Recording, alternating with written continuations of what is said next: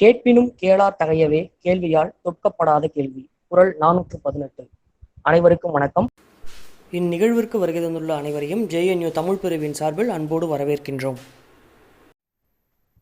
தமிழ் செவ்வியலுக்கு பேராசிரியர் George L heart அவர்களின் பங்களிப்பு எனும் தலைப்பிலான இந்த தொடர் மெய்நிகர் உரையரங்கமாக நிகழ இருக்கிறது.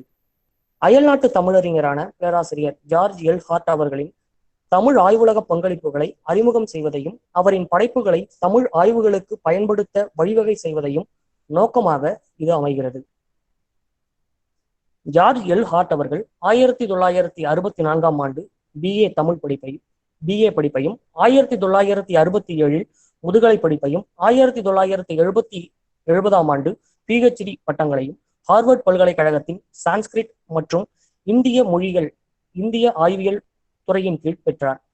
1969 ஆண்டு விஸ்கான்சின் பல்கலைக்கழகத்தில் உதவி பேராசிரியராக தனது பணியினை துவங்கி 1975 ஆண்டு இணை பேராசிரியராக பதவி உயர்வு பெற்றார்.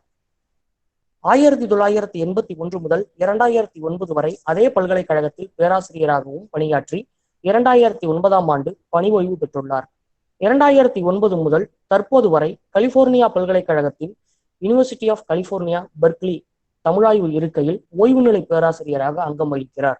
அவருடைய நூல்கள் the poems of ancient Tamil, their milieu and their Sanskrit counterparts, poets of the Tamil anthologies, ancient poems of love and war மற்றும் முதன்மையான கட்டுரைகள் women and the sacred in ancient Tamil land, related literary elements in ancient Tamil and Indo Aryan முதலான கட்டுரைகள் முதன்மையான பங்களிப்பு தந்திருக்கின்றன. 2002 ஆண்டு மொழிபெயர்ப்புக்கான ராமானுஜன் விருது, 2006 ஆண்டுக்கான வாழ்நாள் சாதனைக்கான டொரண்டோ பல்கலைக்கழக இயல் விருது, 2010 ஆண்டு செம்மொழி தமிழாய்வு மத்திய நிறுவனத்தின் குரல்பீடம் விருது ஆகியவை அவருக்கு வழங்கப்பட்டுள்ளன. இந்த கட்டுரை அறிமுகம். இந்த முதல் உரையரங்கில் பேராசிரியர் தமிழ் சமஸ்கிருத செவ்விலக்கிய உறவுகள் எனும் தலைப்பில் இயற்றியுள்ள தமிழ் சமஸ்கிருத இலக்கியங்களுக்கான பொது மூலம் எனும் கட்டுரை அறிமுகம் செய்யப்படுகின்றது. தமிழ் சமஸ்கிருத செவ்விலக்கிய உறவுகள் எனும் தலைப்பில் ஜார்ஜ் எல் ஹார்ட் 2 கட்டுரைகளை எழுதியுள்ளார். இவை 1976 ஆண்டு இந்திய இலக்கிய வரலாறு, ஹிஸ்டரி ஆஃப் இந்தியன் லிட்ரேச்சர் எனும் தொகை நூல் வரிசையில் திராவிட இலக்கியங்கள் எனும் 10வது தொகுப்பில் ஒரு சிறு நூலாக தொகுக்கப்பட்டுள்ளது. தற்பொழுது உரையரங்கம் தொடங்குகிறது. உரையரங்கினை இந்திய மொழிகள் மையம் தமிழ் பிரிவு முனைவர் பட்ட ஆய்வாளர் கு. குமலக்கண்ணன் அவர்கள் தொடங்கி வைக்கிறார். அனைவருக்கும் வணக்கம். புதுதில்லி ஜவஹர்லால் நேரு பல்கலைக்கழகம் நிகழ்த்த இருக்கின்ற தொடர் இணையவழி உரையரங்கின் முதலாவது பகுதியாக தமிழ் செவ்வியலுக்கு பேராசிரியர் ஜார்ஜ் எல் ஹார்ட் அவர்களின் பங்களிப்பு என்பது அமைகின்றது. இதனுள் முதலாவதாக இன்று பேராசிரியரின் தமிழ் சமஸ்கிருத இலக்கியங்களுக்கான பொது மூலம் என்னும் கட்டுரை அறிமுகம் செய்யப்படுகின்றது. தமிழ் சமஸ்கிருத இலக்கியங்களுக்கான பொது மூலம். குறிப்பு: தமிழ் சமஸ்கிருத இலக்கியங்களுக்கான பொது மூலம், a common source for Tamil and Sanskrit literature என்னும் தலைப்பில் ஜார்ஜ் ஹார்ட் எழுதியுள்ள கட்டுரை இங்கு தமிழாக்கம் செய்யப்படுகின்றது. இக்கட்டுரை அவரின் தமிழ் சமஸ்கிருத செவ்விலக்கிய உறவுகள் என்னும் தலைப்பிலான சிறுநூலின் முதல் கட்டுரையாக அமைகின்றது. இந்நூல் இந்திய இலக்கிய வரலாறு, ஹிஸ்டரி ஆஃப் இந்தியன் லிட்ரேச்சர் என்னும் தொகைநூல் வரிசையில் 10வது தொகுதியில் இடம்பெற்றுள்ளது. 1976 ஆண்டு வெளிவந்துள்ளது. இத்தமிழாக்க கட்டுரை மணற்கேணி ஆய்விதழில் பிப்ரவரி மார்ச் 2020 ஆண்டுக்கான இதழில் வெளியாகி இருப்பது குறிப்பிடத்தக்கது. இந்த கட்டுரையானது மிக விரிவானதாக அமைவதனால் இதனுடைய இன்றியமையாத கூறுகள் மட்டும் ஒரு சுருக்கமாக முதலில் தரப்பட்டுள்ளது. கட்டுரை சுருக்கம். தமிழ் சமஸ்கிருதம் ஆகிய இருமொழி இலக்கியங்களுக்கு உணர்கிறார். ஆராய துவங்கும் போது அப்பொதுக்கூறு மராட்டிய இலக்கிய மரபிலும் இருப்பதனை காண்கிறார். அங்கிருந்தே அது சமஸ்கிருத இலக்கிய மரபிற்கு சென்றிருக்க வேண்டும் என கருதுகிறார். தமிழ் மரபு மனிதனை தகுதிப்படுத்தும் ஆற்றல் என்பதனை மையமாக கொண்டு இயங்குகிறது என்பது இவரின் கருத்தாக இருக்கிறது. இக்கருத்துக்களின் அடிப்படையில் தமிழ் இடையேயான கட்டுரை. அடுத்ததாக தொடர்ந்து கட்டுரை. சமஸ்கிருத தேர்ச்சி பெற்ற எந்த ஒரு ஆய்வாளராலும் கிமு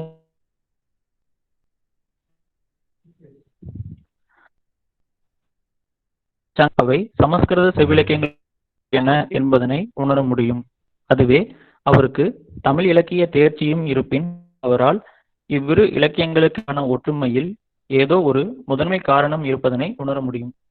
இவ்விலக்கியங்கள் எழுதப்பட்ட இரு மொழிகளும் ஒன்றுக்கொன்று தொடர்பற்றதாகவும் காலத்தால் இலக்கியத்தில் சமஸ்கிருத தாக்கம் அவ்வளவாக இல்லாததாகவும் அமைகின்றன. ஒரு இலக்கியத்திலிருந்து இன்னொரு இலக்கியம் உருவானது என்பதற்கான ஒற்றுமை போதுமான அளவில் இல்லை. துவக்கத்தில் பலரும் தமிழ் இலக்கியங்கள் சமஸ்கிருதத்திலிருந்து கடன் பெற்றே உருவாயின என வெறுமனே கருதி வந்தனர். ஆனால் கவனமான பகுப்பாய்வு அவர்களால் மேற்கொள்ளப்படவில்லை. இவ்வுறவினை நான் கலிபோர்னியா பல்கலைக்கழக பதிப்பாக வெளிவர உள்ள பழந்தமிழ் செய்யுட்கள் அவற்றின் பின்னணியும் சமஸ்கிருத எதிர்நிலையும் Poems of Ancient Tamil, Their Milieu and Their Sanskrit Counterparts என்னும் நூலில் விரிவாக ஆராய்ந்துள்ளேன். இவ்விரு மொழிகளுக்கு இடையேயான பொது உறவினை ஆராய்தல், அவற்றுங்களை கண்டறிதல், இவ்வுறவுகளின் அடிப்படையில் உருவான சில கோட்பாட்டு விளைவுகளை சுட்டுதல் ஆகியவற்றினை விளக்குவதையே இவ்வியல் நோக்கமாக கொண்டமைகிறது. எனினும் இப்பொருண்மையில் நான் தொகுத்து வைத்துள்ள சான்றுகளை முழுமையாக சுட்டுவதோ ஒவ்வொரு கருத்தையும் நோக்கி விரிவாக விளக்கிச் செல்வதோ இவ்விடத்தில் இயலாதது ஆகின்றது. அவ்வேளையை அந்நூல் செய்கின்றது. இருப்பினும் இவ்விடத்தில் அந்நூலில் சொல்லப்பெறாத சில செய்திகளை சுட்ட முனைந்துள்ளேன். மிகப்பெரிய ஆய்வு தளத்தினை மையமிட்டு உருவாக்கப்படும் இச்சுருக்க ஆய்வு நிச்சயம் இடைவெளியினை உருவாக்கும். அதனை ஆர்வமுள்ள வாசகர்கள் அந்நூலின் மேற்கோள் வழி போக்கிக் கொள்வார்கள் என நம்புகிறேன். முதலாவதாக, இவ்விரு இலக்கிய மரபுகளுக்கு இடையேயான அடிப்படை ஒற்றுமை கூறாக இருப்பது ஒரே அல்லது ஒத்த தன்மையிலான மரபுகளை கொண்டிருப்பதை சுட்டலாம். சான்றாக தூது செய்யுட்களை சுட்டலாம். கார்காலத்தில் பிரிந்திருக்கும் காதலர்களின் நிலையினை சுட்டுவதனையும், மூங்கில் துளையினுள் நுழைந்து செல்லும் காற்றின் ஓசை புல்லாங்குழல் ஓசையோடு ஒத்திருப்பதாக சுட்டுவதனையும் இப்பாடல்கள் ஒருமைகளாக கொண்டு அமைகின்றன. சமஸ்கிருதத்தில் காளிதாசருக்கு முன்பாக இத்தூது பாடல்கள் இடம்பெறவில்லை. ஆனால் இவை தமிழில் சங்க இலக்கியத்தில் இடம்பெற்றுள்ளன. சான்றாக அகநானூறு 170வது சுட்டலாம். இப்பாடல் பெண்ணொருத்தி தனது காதலன் குறித்து நன்றினை பார்த்து பேசுவதாக அமைகின்றது. காலும் கலராது கலியும் கூறாது. இதற்கான புகழ்பெற்ற சமஸ்கிருத காளிதாசரின் மேகதூதம் அமைகின்றது. யக்ஷன் என்பவன் குபேரனால் இமயத்திலிருந்து இந்திய மலைக்கு கடத்தப்படுகின்றான். அப்போது யக்ஷன் வருந்தி இருக்கும் தனது காதலியினை மேகக்கூட்டத்தினை தூதாக அனுப்புவதாக இது அமைகின்றது. இரு இலக்கிய மரபுகளுக்கு இடையே பகிரப்பட்டுள்ள செய்யுள் கட்டமைப்பிற்கு இது நல்ல சான்றாக அமைகின்றது. இவற்றுக்கான மற்றும் ஒரு சான்றாக இவ்விரு இலக்கியங்களும் கொண்டுள்ள தலைவன், தலைவி, தோழி, தாய்,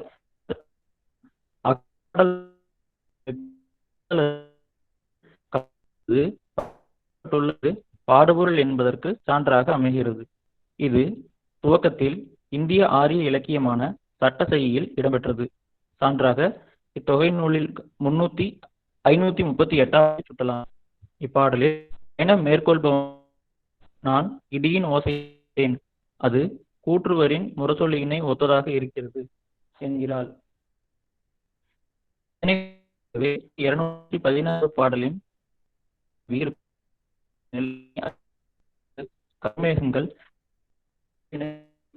சமஸ்கிருத இலக்கியங்களில் தேர்ச்சி பெற்ற எந்த ஒரு ஆய்வாளராலும் கிமு 3ஆம் நூற்றாண்டைச் சேர்ந்த தமிழ் சங்க இலக்கியங்களை காணும் எடுத்து அவை சமஸ்கிருத செவ்விலக்கியங்களோடு தொடர்புடையன என்பதனை உணர முடியும். அதுவே அவருக்கு தமிழ் இலக்கிய தேர்ச்சியும் இருப்பின் அவரால் இவ்விரு இலக்கியங்களுக்கு இடையேயான ஒற்றுமையில் ஏதோ ஒரு முதன்மை காரணம் இருப்பதனை உணர முடியும். இவ்விலக்கியங்கள் எழுதப்பட்ட இரு மொழிகளும் ஒன்றுக்கொன்று தொடர்பற்றதாகவும் காலத்தால் மூத்ததான தமிழ் இலக்கியத்தில் சமஸ்கிருத தாக்கம் அவ்வளவாக இல்லாததாகவும் அமைகின்றன. ஒரு இலக்கியத்திலிருந்து இன்னொரு இலக்கியம் உருவானது என்பதற்கான ஒற்றுமை கூறுகளும் போதுமான அளவில் இல்லை. துவக்கத்தில் பலரும் தமிழ் இலக்கியங்கள் சமஸ்கிருதத்திலிருந்து கடன் பெற்றே உருவாயின என வெறுமனே கருதி வந்தனர். ஆனால் கவனமான பகுப்பாய்வு அவர்களால் மேற்கொள்ளப்படவில்லை.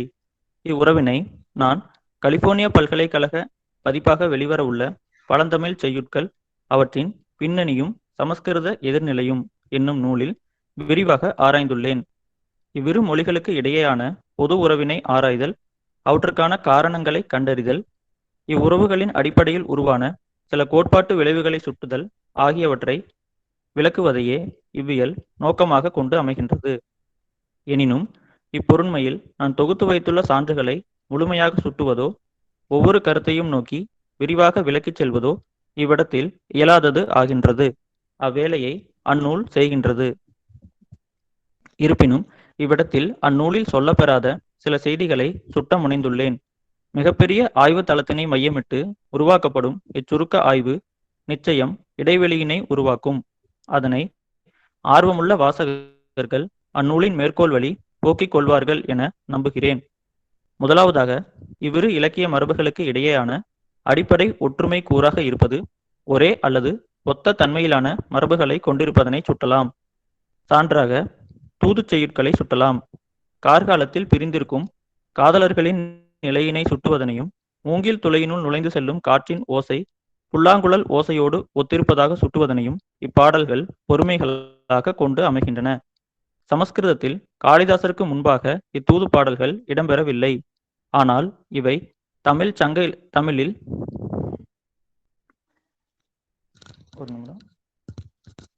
பொருண்மைகளாக கொண்டமைகின்றன. சமஸ்கிருதத்தில் காளிதாசருக்கு முன்பாக இத்தூது பாடல்கள் இடம்பெறவில்லை. ஆனால் இவை தமிழில் சங்க இலக்கியத்தில் இடம்பெற்றுள்ளன. சான்றாக அகநானூறு 170வது பாடலை சுட்டலாம். இப்பாடல் பெண்ணொருத்தி தனது காதலன் குறித்து நண்டினை பார்த்து பேசுவதாக அமைகின்றது. காணலும் கலராது களியும் கூறாது என தொடங்கும் இப்பாடல் போயிருங்கண்ணா. இதற்கான புகழ்பெற்ற சமஸ்கிருத எடுத்துக்காட்டாக காளிதாசரின் மேகதூதம் அமைகின்றது. யக்ஷன் என்பவன் குபேரனால் இமயத்திலிருந்து விந்திய மலைக்கு நாடு கடத்தப்படுகிறான்.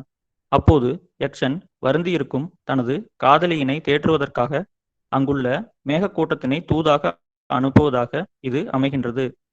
இரு இலக்கிய மரபுகளுக்கு இடையே பகிரப்பட்டுள்ள செய்யுள் கட்டமைப்பிற்கு இது நல்ல சான்றாக அமைகின்றது. இவற்றுக்கான மற்றும் ஒரு சான்றாக இவ்விரு இலக்கியங்களும் கொண்டுள்ள தலைவன், தலைவி, தோழி, தாய், தூதுவர் என்னும் அகப்பாடல் மாந்தர் அமைப்பினை சுட்டலாம். காதலர்கள் கார்காலத்தில் பிரிவது பகிரப்பட்டுள்ள உத்தி அல்லது பாடுபொருள் என்பதற்கு சான்றாக அமைகிறது. இது துவக்கத்தில் இந்திய ஆரிய இலக்கியமான சட்டசெய்யில் இடம்பெற்றது. சான்றாக இத்தொகை நூலின் 538வது பாடலை சுட்டலாம். இப்பாடலில் பயணம் மேற்கொள்பவனின் மனைவி, நான் இடியின் ஓசையினை கேட்டேன், அது கூற்றுவரின் முரசொலியினை ஒத்ததாக இருக்கிறது என்கிறாள். இதனைப் போலவே குறுந்தொகை 216வது பாடலின் தலைவி, மிகவும் வருந்தியிருக்கும் எனது நிலையினை அறியாது கருமேகங்கள் முழங்கியபடி மழையினை பொழிந்து கொண்டிருக்கின்றன, எனது உயிரை போக்கும்படியான மின்னல்களையும் அனுப்புகின்றன என தன் தோழியிடம் புலம்புகிறாள். இதே கருத்து பிற்கால சமஸ்கிருத இலக்கியமான சுபாஷித ரத்ன கோஷா 708வது பாடலிலும் இருப்பதனை காணலாம். இந்தோ ஆரிய இலக்கிய மரபில் தோன்றிய சட்டசெயி முதலில் சுட்டும் அபிசாரிகா, தன் காதலனை சந்திக்க இரவில் செல்லும் பெண் என்னும் பெண்கள் காளிதாசரின் குமார சம்பவம் 6.43 இல் இரவில் தமது காதலர்களை காணச் செல்லும் போது சில செடிகளின் ஒளியை கொண்டு பாதைகளை கண்டறிந்தனர் என்கிறது. சுபாஷித ரத்ன கோஷா 829வது பாடலில் பெயர் தெரியாத புலவர் இதனை குறிப்பிடுகிறார். இப்பாடல் வரிகள் அகம் 192வது பாடலோடு பொருத்தி பார்க்கத்தக்கனவாக அமைகின்றன. இங்கு மலைநாட்டு காதலர்கள் சந்திக்கும் இரவு குறியிடம் பாம்பு தரும் அணியால் ஒளிபெற்றது குறிப்பிடப்பட்டுள்ளது.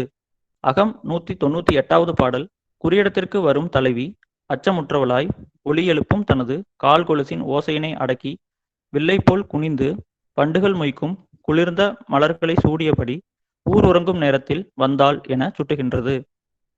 இவை எல்லாவற்றையும் விட குறிப்பிடத்தக்கது இவ்விரு இலக்கியங்களும் பகிர்ந்து கொள்ளும் தனித்துவமான கருப்பொருட்களாகும். இதற்கான சான்றாக மூங்கில் துளையினுள் நுழையும் காற்று குழலோசையோடு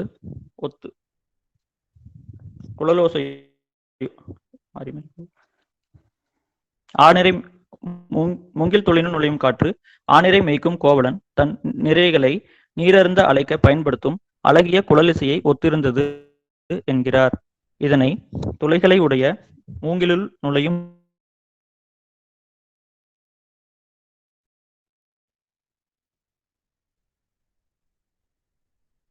மேலுள் நுழைந்து வரும் காற்று குழலிசையாய் அமைகின்றது எனச் சுட்டும் ரகுவம்சம் 2.12 பாடலோடும் ஒப்பிடலாம்.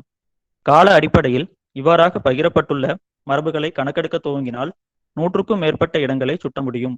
அவற்றுள் சில இராமாயண மகாபாரத காலத்திற்கு முற்பட்டதாகவும் சில புத்த சரிதத்தில் இடம்பெறுவதாகவும் கிட்டத்தட்ட ஒட்டுமொத்த வடிவமே ஹாலாவின் சட்டசெய்தி மரபோடு ஒத்திருப்பதனையும் காண முடியும். இவற்றின் துவக்க பகுதிகள் தமிழ் பாடல்கள் உருவான சமகாலத்தைச் சேர்ந்தவை என்பது குறிப்பிடத்தக்கது. உண்மையில் ஹாலாவின் தொகுப்பில் இருக்கும் ஒவ்வொரு பாடலுமே ஒன்று அல்லது அதற்கு மேற்பட்ட தமிழ் மரபுகளை கையாண்டுள்ளன. காளிதாசர் அவரை தொடர்ந்து வருகின்ற சமஸ்கிருத புலவர்கள் போன்றோரும் தமிழ் மரபினை கையாண்ட போதும் அவர்கள் யாவரும் ஹாலாவின் படைப்பின் அளவிற்கு பயன்படுத்தவில்லை. இதனை வேறு வகையில் சொல்வதாயின் கருப்பொருளுக்கு இடையேயான தாக்கங்கள் குறித்து மேற்கொள்ளப்பட்ட விரிவான ஆய்வு சமஸ்கிருத காப்பியங்களில் சில கூறுகளே இருப்பதனையும் இந்தோ ஆரிய மரபினை சார்ந்த சட்டசெய்தியில் இதன் தாக்கம் பெரிய அளவில் நுழைந்திருப்பதனையும் இதற்கு அடுத்த நிலையில் சமஸ்கிருத செவ்விலக்கிய கவிதைகள் இடம்பெறுவதனையும் சுட்டுகிறது எனலாம். தமிழ் செய்யுட்களுள் காணலாகும் வேறு இரு கூறுகளும் பாலி சமஸ்கிருத மொழிகளில் காணப்படுவது உறுதி செய்யப்பட்டுள்ளது. அசைகளை அடிப்படையாக கொண்டமையும் ஆர்யா மற்றும் அதனை ஒத்த பிற யாப்பு அமைப்புகளும் பழந்தமிழ் செய்யுள் யாப்பமைப்போடு ஒத்திருக்கின்றன என சுட்ட வாய்ப்புகள் இருக்கின்றன. ஒரு கருத்தினை எடுத்துரைக்க பழந்தமிழ் புலவர்கள் பயன்படுத்தும் உத்தி சட்டசெய்யில் காணப்படுவதோடும் காளிதாசர் அவருக்கு பிறகான சமஸ்கிருத புலவர்கள் முதலியோர் பயன்படுத்துவதோடும் ஒத்து காணப்படுகிறது. மேற்சுட்டப்பட்ட சான்றுகளின் வழி தமிழ் சமஸ்கிருதம் ஆகிய இரு மொழிகளும் தங்களுக்குள் பகிரப்பட்டுள்ள மரபுகள் யாப்பு உத்திமுறைகள் ஆகியவற்றினை ஒரு பொதுவான மூலத்திலிருந்தே பெற்றுக்கொண்டன, ஒன்று மற்றொன்றிலிருந்து நேரடியாக பெறவில்லை என்பதனை அறிய முடிகிறது. தமிழ் சமஸ்கிருதத்திலிருந்து கடன் பெற்றிருக்க வாய்ப்பில்லை. ஏனெனில் பல மரபுகள் முதலில் தமிழிலேயே காணப்படுகின்றன. சமஸ்கிருதத்திற்கு சொந்தமான யாப்பமைப்பு கிடையாது, ஆனால் தமிழுக்கு உண்டு. இதனோடு தொடர்புடைய பிற கூறுகளும் சமஸ்கிருத எதிரிணைகளோடு ஒத்து அமைவதில்லை. சில இடைக்கால மலையாள மரபுகளை சான்றாக காட்டலாம். சமஸ்கிருதமும் தமிழிலிருந்து கடன் பெற்றிருக்க வாய்ப்பில்லை. ஏனெனில் சமஸ்கிருத புலவர்கள் தமிழ் மரபினை அறிந்திருக்கவில்லை என்பது தெளிவாகிறது. அத்தோடு இவ்விரு இலக்கியங்களுக்குமான அமைப்பும் இவை நேரடியாக கடன் பெற்றவை என சுட்டுவதற்கு போதுமானதாக இல்லை. அது மட்டுமல்லாது கிடைக்கின்ற சான்றுகள் பகிரப்பட்டுள்ள பெரும்பான்மை கூறுகள் இந்தோ ஆரிய மரபான மராட்டிய பாலி மொழியில் நுழைந்துள்ளன என சுட்டுகின்றன. இம்மொழியிலேயே சட்டசெய்தி எழுதப்பட்டுள்ளது. இவற்றுள் கவனிக்கத்தக்க ஒன்றாக பிராகிருதம் பேசப்பட்ட தென்கோடி பகுதியில் திராவிட மற்றும் ஆரிய மொழிகளின் தொடர்பு அமைகின்றது. இன்றும் கூட இப்பகுதி வட மற்றும் தென்னிந்திய மரபின் கலவையாக காட்சிப்படுத்தப்படுகிறது. சாதவாகனர் காலத்தில் மராட்டிய ஆந்திர பகுதிகளில் உள்ளடக்கியதாக ஆந்திர திராவிட மொழிகளை பேசுவதாக இப்பகுதி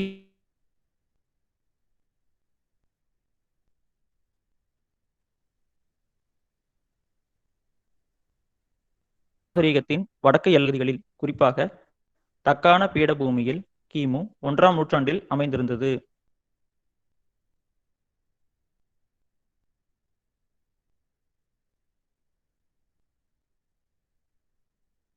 இதனை வேறு வகை 1ஆம் நூற்றாண்டுகளில் ஆரியம் தக்கானம் அல்லது திராவிடம் ஆகியவற்றின் கலப்பாகவே காணப்பட்டது. இதே காலகட்டத்தில் பழந்தமிழ் பண்பாடு என்பது பெருங்கற்கால நாகரிகத்திலிருந்து நேரடியாக தோற்றம் பெற்றதாக இருந்தது. இறந்தவர்களை புதைக்கும் பெருங்கற்கால சடங்குகளை சில பாடல்கள் சுட்டுவது இதனை உறுதிப்படுத்துவதாய் அமைகின்றது. இவற்றின் வாயிலாக தமிழ் சமஸ்கிருதம் ஆகிய மொழிகளுக்கிடையே பகிரப்பட்டுள்ள கூறுகள் அல்லது அவற்றுள் பெரும்பாலானவை தக்கான பெருங்கற்கால நாகரிகத்திலிருந்து எடுக்கப்பட்டவை என்பதனை அறிய முடிகிறது. இக்கோட்பாடு பல்வேறு விளைவுகளுக்கு வழிவகுப்பதாக அமைகின்றது. ஒரு வகையில் இவற்றின் வாயிலாக வேத காலத்திற்கு முற்பட்ட இலக்கியங்கள் குறித்து ஆராய முடிகிறது. அதே போலவே பெருங்கற்கால நாகரிகத்தின் மரபு தொடர்ச்சியினையும் இவற்றின் வாயிலாக கண்டறிய முடியும் என எனக்கு தோன்றுகின்றது. அடுத்ததாக, இக்கோட்பாடு கிறித்து பிறப்பதற்கு பிறகான நூற்றாண்டுகளில், குறிப்பாக காளிதாசர் காலத்தில் சமஸ்கிருத செவ்விலக்கியம் பெற்ற திடீர் வளர்ச்சி குறித்து கவனமாக ஆராய்கின்றது. இது காளிதாசர் தென்னிந்திய, வட இந்திய என்னும் இரு மரபுகளையும் நகல் செய்து அதுவரை இல்லாத புதியதொரு இலக்கிய மரபினை உருவாக்கினார் என்னும் கருத்தினை முன்வைக்கிறது. இக்கோட்பாடு சில முதன்மையான வரலாற்று கருத்தாக்கங்களை கொண்டுள்ளது. அவை: சமஸ்கிருத செவ்விலக்கியம் தென்னிந்திய மூலத்திலிருந்து பல கூறுகளை பெற்றுக்கொண்டதனின் செம்மையான வட இந்திய நாகரிகத்தின் பிற கூறுகளும் இதனையே பின்பற்றி இருத்தல் வேண்டும். எனினும் இந்த முடிவுகளை எடுத்துரைப்பது என்பது அவற்றின் முக்கியத்துவத்தினை சுட்டுதல் என்று ஆகாது. பகிரப்பட்டுள்ள கூறுகளின் உண்மை இயல்புகளை ஆராய்தல், அக்கூறுகள் சமஸ்கிருத செவ்விலக்கியங்களுள் எவ்வாறு நுழைந்தன என்பதனை கவனமாக ஆராய்தல், இறுதியாக இக்கூறுகள் சமஸ்கிருதத்தில் எவ்வாறு பயன்படுத்தப்பட்டன என ஆராய்தல் என்னும் கட்டங்களுக்கு பிறகே அவற்றின் முடிவுகளின் அடிப்படையிலேயே இவற்றினை மெய்ப்பிக்க முடியும். முதலாவதாக, தமிழ் செய்யுட்களை தோற்றுவித்த தமிழ் சமூகத்தின் அமைப்பு குறித்து ஆராய்தல் அவசியமானதாகின்றது. இந்த சமூக அமைப்பின் அடிப்படையிலேயே தமிழ் இலக்கியங்கள் தோற்றம் பெற்றுள்ளன. தமிழர் வாழ்வியலின் முதன்மை கூறாக இடம்பெறுவது ஓர் ஆற்றல் ஆகும். அதனை அணங்கு என்று அழைக்கின்றனர். இவ்வாற்றல் தமிழ் தொகைப்பாடல்கள் காலத்தில் ஆற்றிய அதே பங்கினை தக்கான பீடபூமி நாகரிக காலத்திலும் ஆற்றியிருக்கும் என்பதில் ஐயமில்லை. இவ்வாற்றல் புனிதத்துவம் வாய்ந்ததாகவும் தீங்கினை உருவாக்கக்கூடியதாகவும் ஏதேனும் ஒரு பொருள் அல்லது மனிதர்களின் மேல் உறைவதாகவும் சித்தரிக்கப்படுகின்றது. இவற்றின் புனிதத்தன்மைக்கு பல்வேறு காரணங்கள் சுட்டப்படுகின்றன. இது உறைந்துள்ள எந்த ஒரு பொருளாயினும் அது கவனமாக கையாள வேண்டியதாக கருதப்படுகிறது. இல்லாவிட்டால் அப்பொருளுக்கு தீங்கு விளைவிப்பதாக இவ்வாற்றல் சுட்டப்படுகிறது. அதுவே இவ்வணங்கு சரியான இடத்தில் அமர்ந்து கட்டுப்பாட்டுக்குள் இருக்குமாயின் அது அப்பொருள்களுக்கு புனிதத்துவ ஒழுங்குகளையும் கட்டுப்பாட்டினையும் வழங்குவதாக அமைகிறது. மனித வாழ்வின் முழுமைத்தன்மைக்கு இவ்வாற்றல் வழங்கும் தன்மைகளே அடிப்படையானதாக அமைந்துள்ளன. கற்புடைய மகளிர், மன்னன், சில வகை முரசுகள், சிறப்பான காலங்கள், இறந்துபட்ட வீரர்களின் ஆன்மா உறைந்துள்ள நடுகற்கள், இறந்த சடலங்கள், விதவைகள், பூப்புற்ற அல்லது புனிற்று கால பெண்கள் ஆகியவை இவ்வாற்றல் உறையும் இடங்களாக சுட்டப்படுகின்றன. சில இடங்களில் இது பிறவற்றை விட ஆற்றல் வாய்ந்ததாக உள்ளது. இருந்தபோதும் இது எல்லா இடங்களிலும் கவனமுடன் கையாள வேண்டியதாகவே கருதப்படுகிறது. சான்றாக, இவ்வாற்றல் திருமணமான கற்புடை பெண்ணிடத்தில் வலிமையாக உறைந்துள்ளதாக கொள்ளப்படுகிறது. அவள் தனது கற்புத்தன்மையிலிருந்து தவறுவாளாயின் அணங்கு அதன் கட்டுப்பாட்டினை இழந்து அவளது கணவனுக்கும் அத்தோடு பிறருக்கும் தீங்கு விளைவிப்பதாக அமைகின்றது. அதுவே கற்புடைய விதவை பெண்ணிற்கு இன்னும் நிலையற்றதாக, வலிமையானதாக மாறுகின்றது. அதனால் அவள் இதனை கட்டுக்குள் வைக்க கடுமையான துறவு நிலையினை கடைபிடிக்க வேண்டியவள் ஆகின்றாள். ஒருவேளை அத்தகைய கடினமான துறவு நிலையும் இவ்வாற்றலினை கட்டுக்குள் வைக்க போதுமானதாக இல்லையெனில் அந்த கற்புடைய இளம் விதவை இவ்வாற்றல் நிலைகெட்டு ஓடுவதை தவிர்க்க தனது கணவனின் ஈமத்தீயில் விழுந்து உயிர் மாய்வதனையே வழியாக கொள்ள வேண்டியுள்ளது. அக்காலகட்டத்தில் அணங்கு என்னும் ஆற்றல் எல்லா புனித பொருட்களிலும் உறைந்துள்ளதாகவும் இது உறைந்துள்ளதாலேயே அப்பொருட்கள் புனிதத்துவம் வாய்ந்ததாகவும் கருதப்பட்டுள்ளது. அத்தோடு இது தீங்கினை விளைவிப்பதாகவும் சரியாக கையாளாவிட்டால் இது கட்டுப்பாட்டை இழந்து பெருந்தீங்கினை உண்டாக்கும் எனவும் நம்பப்பட்டுள்ளது. இவற்றினை கட்டுப்படுத்துவதற்கென்றே சில பிரிவுகளைச் சேர்ந்த மக்கள் வாழ்ந்துள்ளனர். இவ்வுலகம் சீராக இயங்குவதற்கு இவ்வாற்றலினை கட்டுப்படுத்தும் அவர்களின் தொழில் முதன்மையானதாக கருதப்பட்டுள்ளது. ஒரு வகையில் எல்லா சமூகங்களிலுமே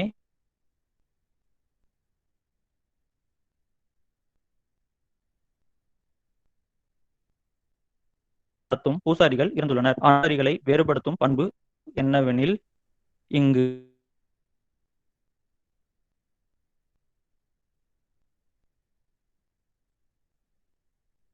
உட்கொண்டிருப்பதாலேயே அதனை கருதப்படுகின்றனர். இன்றும் தென்னிந்தியாவில் தாழ்த்தப்பட்ட குடிகளைச் சேர்ந்தவர்கள் எதிர்காலத்தினை கூறும் மந்திர ஆற்றல்களை உடையவர்களாகவும் அத்தொழில் செய்பவர்களாக இருப்பதனையும்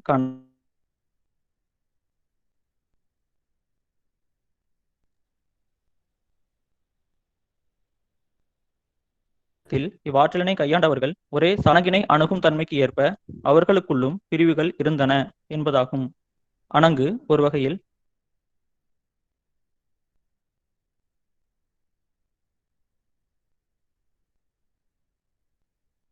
இது சுட்டுகிறது. மானாலினை ஒழுங்காக பெற்ற ஒருவராலேயே ஒரு வகையான படகினை உருவாக்க முடியும். அதுபோலவே ஒரு குறிப்பிட்ட சாதியினர் வீசினால் மட்டுமே வலையில் மீன் சிக்கும். ஒரு குறிப்பிட்ட சாதியினர் மட்டும்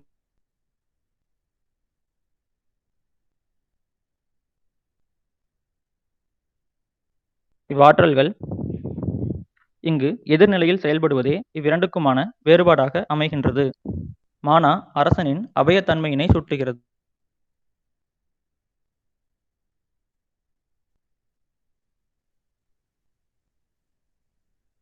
அவனை தொட முடியாது. அதே கீழ்நிலையில் இருக்கும் மக்களை அபயத்தன்மை வாய்ந்தவர்களாக சுட்டுகிறது.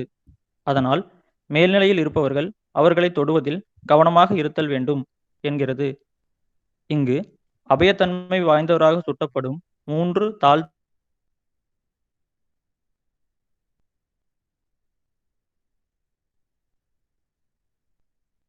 பழந்தமிழ் சமூகத்தில் மன்னன் என்பவன் புனித ஒன்றாக கருதப்பட்டான். ஒருவருக்கு எந்த அளவிற்கு ஆற்றல் வீரியம் வாய்ந்ததாக இருக்கிறதோ அந்த அளவிற்கு அது கட்டுப்படுத்தப்பட வேண்டிய ஒன்றாகவும் கருதப்பட்டது. அது கட்டுப்பாட்டிற்குள் இருக்கும் வரை எல்லாமும் நல்லதாகவே நடக்கும். அவன் நாடு செழிக்கும், வளம் பெருகும். அதுவே கட்டுப்பாட்டை இழந்துவிட்டால் நாட்டில் பேரழிவு உண்டாகும், மழை பொய்க்கும், நாடு எதிரிகளால் சூறையாடப்படும். இத்தகைய அணங்கினை கட்டுக்குள் வைத்திருக்க மன்னன் நேர்மையானவனாகவும் நடுநிலை தவறாதவனாகவும் இருத்தல் வேண்டும். அத்தோடு அவன் 3 தாழ்த்தப்பட்ட குடிகளைச் சேர்ந்த வாய்மொழி புலவர்களால் சூழப்பட்டிருத்தல் வேண்டும். அவர்கள் சில கடமைகளைச் செய்து மன்னனின் ஆற்றலை கட்டுக்குள் வைப்பர். அத்தகைய கடமைகளுள் தலையாயது மன்னனுக்கான துதிப்பாடல்களை இயற்றுவதும் அவற்றினை குறிப்பிட்ட சில வேளைகளில் பாடுவதும் ஆகும். ஒவ்வொரு நாள் காலையிலும் மன்னன் துயிலெழும் போதும், அதாவது குறியீடாக அவன் வேறு உலகிலிருந்து திரும்பும் போதும், கிணைமகன் என்பவர்கள் அவன் வாயிலின் முன்னின்று அவனை பாடி புகழ்ந்து பாடி அவனிடம் பரிசில் பெறுவர். மற்றொரு குடிப்பிரிவினரான பாணர்கள் சில வகையான பாடல்களை ஒரு நாளின் குறிப்பிட்ட சில வேளைகளில் பாடுவர். இப்பாடல்களின் பொருண்மை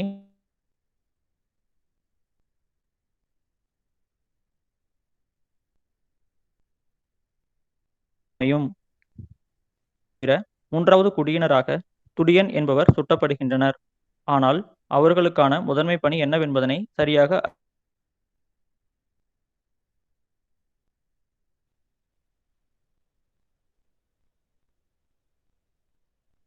அறிய முடிகின்றது. கிணை அடைதல் வேண்டும் என்பதாக அமைந்துள்ளது. கிணைமகன்கள் இறப்பின் போது அவர்களின் கருவியினை இசைத்துள்ளனர். அதே வேளையில் துடியர்கள் இறந்துபட்ட வீரர்களின் நடுகல் சடங்குகளில் பங்கு பெற்றுள்ளனர். இந்த 3 தாழ்த்தப்பட்ட குடியினைச் சேர்ந்தவர்களும் மன்னன் போரில் புண்பட்டிருக்கும் போது தீய ஆற்றல்கள் அவனை தாக்காமல் இருக்க பாடல்களை பாடுவர். பாணர் என்பவர்கள் தங்களின் யாழினை ஆதிக்க குடிமக்களின் ஹை கிளாஸ் சிட்டிசன்ஸ் வீடுகளில் இசைப்பர். அவர்களின் இல்லற வாழ்வில் புனிதத்தன்மை உண்டாகுவதற்காக இவ்வாறு செய்யப்பட்டுள்ளது. பழந்தமிழர்களின் வாழ்வின் புனிதத்துவத்திற்கான 2வது பெரிய குவி மையமாக இது அமைகின்றது. வாய்மொழி புலவர்கள் செய்த சடங்குகள் மட்டுமே அவர்களின் தாழ்நிலைக்கு காரணமாக அமையவில்லை. அவர்களிடமிருந்த தீய ஆற்றலினை ஒடுக்கும் ஊக்கமும் அவற்றினால் தீய விளைவுகளை தடுத்தலுமே இதற்கு காரணமாக அமைந்தன. இந்த காரணங்களுக்காகவே தாழ்த்தப்பட்ட குடியினைச் சேர்ந்த 3 வகை இசைக்கலைஞர்கள் அவர்களுக்கே உரிய தனித்தொழில்களோடு வாழ்ந்து வந்துள்ளனர். தாழ்த்தப்பட்ட குடியினர் உயர் குடியினரிடமிருந்து பெரிய அளவில் மாறுபட்டிருக்க காரணம் அவர்கள் புனித ஆற்றலோடு தொடர்புடையவராய் இருந்தமையும் அத்தோடு அவர்களுக்கே உரிய தொழில்களில் சரியாக பொருந்துவதாய் அமைந்திருந்தமையுமே ஆகும். பாணரின் முதன்மையான பணியாக மன்னனை போற்றுதல் என்பதற்கு சான்றாக புறநானூறு 22வது பாடல் அமைகின்றது. இங்கு புலவர் குறுங்கோழியூர் கிழார் பாணன் ஒருவன் மன்னன் யானைக்கட்சை மாந்தரஞ்சேரல் இரும்புரையை புகழ்ந்து பாடுவதாக புனைந்துரைக்கின்றார். தூங்குகையான் ஓங்கு நடைய என்னும் புறநானூற்று பாடல் இங்கு சான்றாக குறிப்பிடுறாங்க. இப்பாடலில் மன்னனை சிறப்பிப்பதற்காகவே புலவர் 2 கருத்துக்களை வலியுறுத்துகிறார். அவற்றுள் ஒன்று போரில் வெளிப்படும் மன்னனின் வீரமும், மற்றொன்று அவன் நாட்டின் வளமையும் ஆகும். மன்னனின் படையில் பல யானைகள் இருக்கின்றன. அவை போர் புரிவதில் வல்லமை வாய்ந்தனவாகவும் வானியல் நிகழ்வுகளோடு தொடர்புபடுத்தத்தக்கனவாய் நிலவு, மலைகள் ஆகியவற்றிற்கு ஊமைகளாகவும் சுட்டப்பட்டுள்ளன. இவற்றின் வாயிலாக புலவர் அவற்றினை சாதாரண விலங்குகள் அல்ல என்பதனையும், போர்க்களத்தில் அவை உருமாற்றம் அடைகின்றன என்பதனையும் சுட்டுகின்றார். புனித ஆற்றல் கட்டுக்கடங்காமல் ஓடும் போர்க்களங்களில் இவையே பகை மன்னன் மற்றும் பிறரை பணிய வைக்கின்றன என்கிறார். மன்னனின் குடையே அவனின் மிக முதன்மையான குறியீடாகவும் உடைமை பொருளாகவும் சுட்டப்படுகிறது. இது மன்னனின் வேற்றுலக தொடர்பினை உணர்த்தும் குறியீடாகவும் அவனது வளத்தினை தீயவை அண்டாது காக்கும் கருவியாகவும் குறியீடாக சூரியனை சுட்டுவதாகவும் அமைகிறது. இந்த குடையின் நிழலிலேயே போர் வீரர்கள் எவ்வித போர் ஆயத்தமுமின்றி உறங்குகின்றனர். மன்னனை சூழ்ந்திருக்கும் ஒளிவட்டமும் அவனிடம் உறைந்திருக்கும் ஆற்றலும் இதனை ஒத்ததாகவே நாட்டையும் நாட்டு மக்களையும் காப்பதாக அமைகின்றன.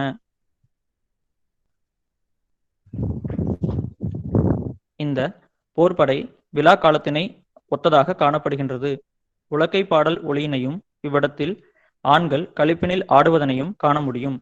பழந்தமிழகத்தில் நடைபெற்ற விழாக்கள் நல்ல நாளில் நல்ல இடங்களிலேயே நடைபெற்றன. அதனால் மக்கள் ஆற்றல் உரைய பெற்றவர்களாக கட்டுப்பாடுகளுக்குள் சிறு தளர்வு ஏற்படும்படி களிநடனம் புரிந்தனர். இவ்விடத்தில் புலவர் குறிப்பிடுவனவற்றுள் இருந்து மன்னன் ஒருவனே தனது படையினை புனித ஆற்றல் வாய்ந்ததாக மாற்ற போதுமானவனாக இருக்கின்றான். அதற்கான தருவாயினை உருவாக்கும் விழாக்கள் தேவையற்றதாகின்றன என்னும் கருத்தினை பெற முடிகின்றது. இங்கு மன்னன் மிகுந்த ஆற்றலும் முதன்மையும் தனித்தன்மையும் வாய்ந்த தமிழ் கடவுளான முருகனோடு ஒப்பிடப்படுகின்றான். முருகன் உயர் பண்புக்கு சான்றாக விளங்குகிறார். இந்த உயர் பண்புடைமையே பழந்தென்னிந்தியர்களின் நல்லொழுக்கங்களுள் முதன்மையானதாக இருந்தது. அத்தகைய பண்புகள் இல்லாமல் மன்னனால் தனது ஆற்றலினை கட்டுப்படுத்த முடியாது என கருதினர். எல்லாவற்றுக்கும் மேலாக மன்னனின் நிலைமை சொர்க்கமாக கருதப்பட்டது. அதனால் மன்னனின் புகழும் மேலானதாக மதிக்கப்பட்டது. இத்தகைய பாடல்கள் வெறுமனே விளக்கங்களாகவும் வளத்தினை பேசுவதாகவும் அமைந்தன என்று மட்டும் கொள்ள முடியவில்லை. இத்தகைய பாடல்கள் மன்னனின் புகழினையும் ஆற்றலினையும் அதிகரித்து அதன் வாயிலாக ஆற்றலினை கட்டுப்படுத்த தகுதியானவனாக மன்னனை மாற்றுவதற்கும் பயன்பட்டுள்ளன என்றே கொள்ள வேண்டியுள்ளது. இத்தகைய பாடல்கள் உண்மையில் தாழ்த்தப்பட்ட குடியினைச் சேர்ந்த புலவர்களால் பாடப்பட்டன என்பது எதேச்சையாக நடந்த ஒன்றல்ல. இவர்களின் தொழிலாக ஆற்றலினை அதிகப்படுத்துதல், அதனை கட்டுக்குள் வைத்தல் ஆகியன பிற இடங்களில் சுட்டப்படுகின்றன. சான்றாக இவர்களே போர்க்களங்களில் சிறப்பு முரசுகளை இசைத்துள்ளனர். வாய்மொழி புலவர்களின் பாடல்களை புறம் அகம் என இருவகைப்படுத்தலாம். அரசன் அவனோடு தொடர்புடைய ஆற்றல் ஆகியன குறித்து அமைவதனை முதல் வகையிலும், பெண், திருமணம், அதனோடு தொடர்புடைய ஆற்றல் ஆகியன குறித்து அமைவதனை இரண்டாவது வகையிலும் தமிழர்கள் கொண்டனர். புறம் என்றால் வெளியே என்பது பொருள். எனவே உலகத்தினை குடும்பத்திற்கு வெளியே ஆன பார்வையில் பார்க்கும் பாடல்களை, குறிப்பாக மன்னனை மையமிட்டு அமையும் பாடல்களை இது கொண்டமைகின்றது. அகம் என்றால் உள்ளே என்பது பொருள்.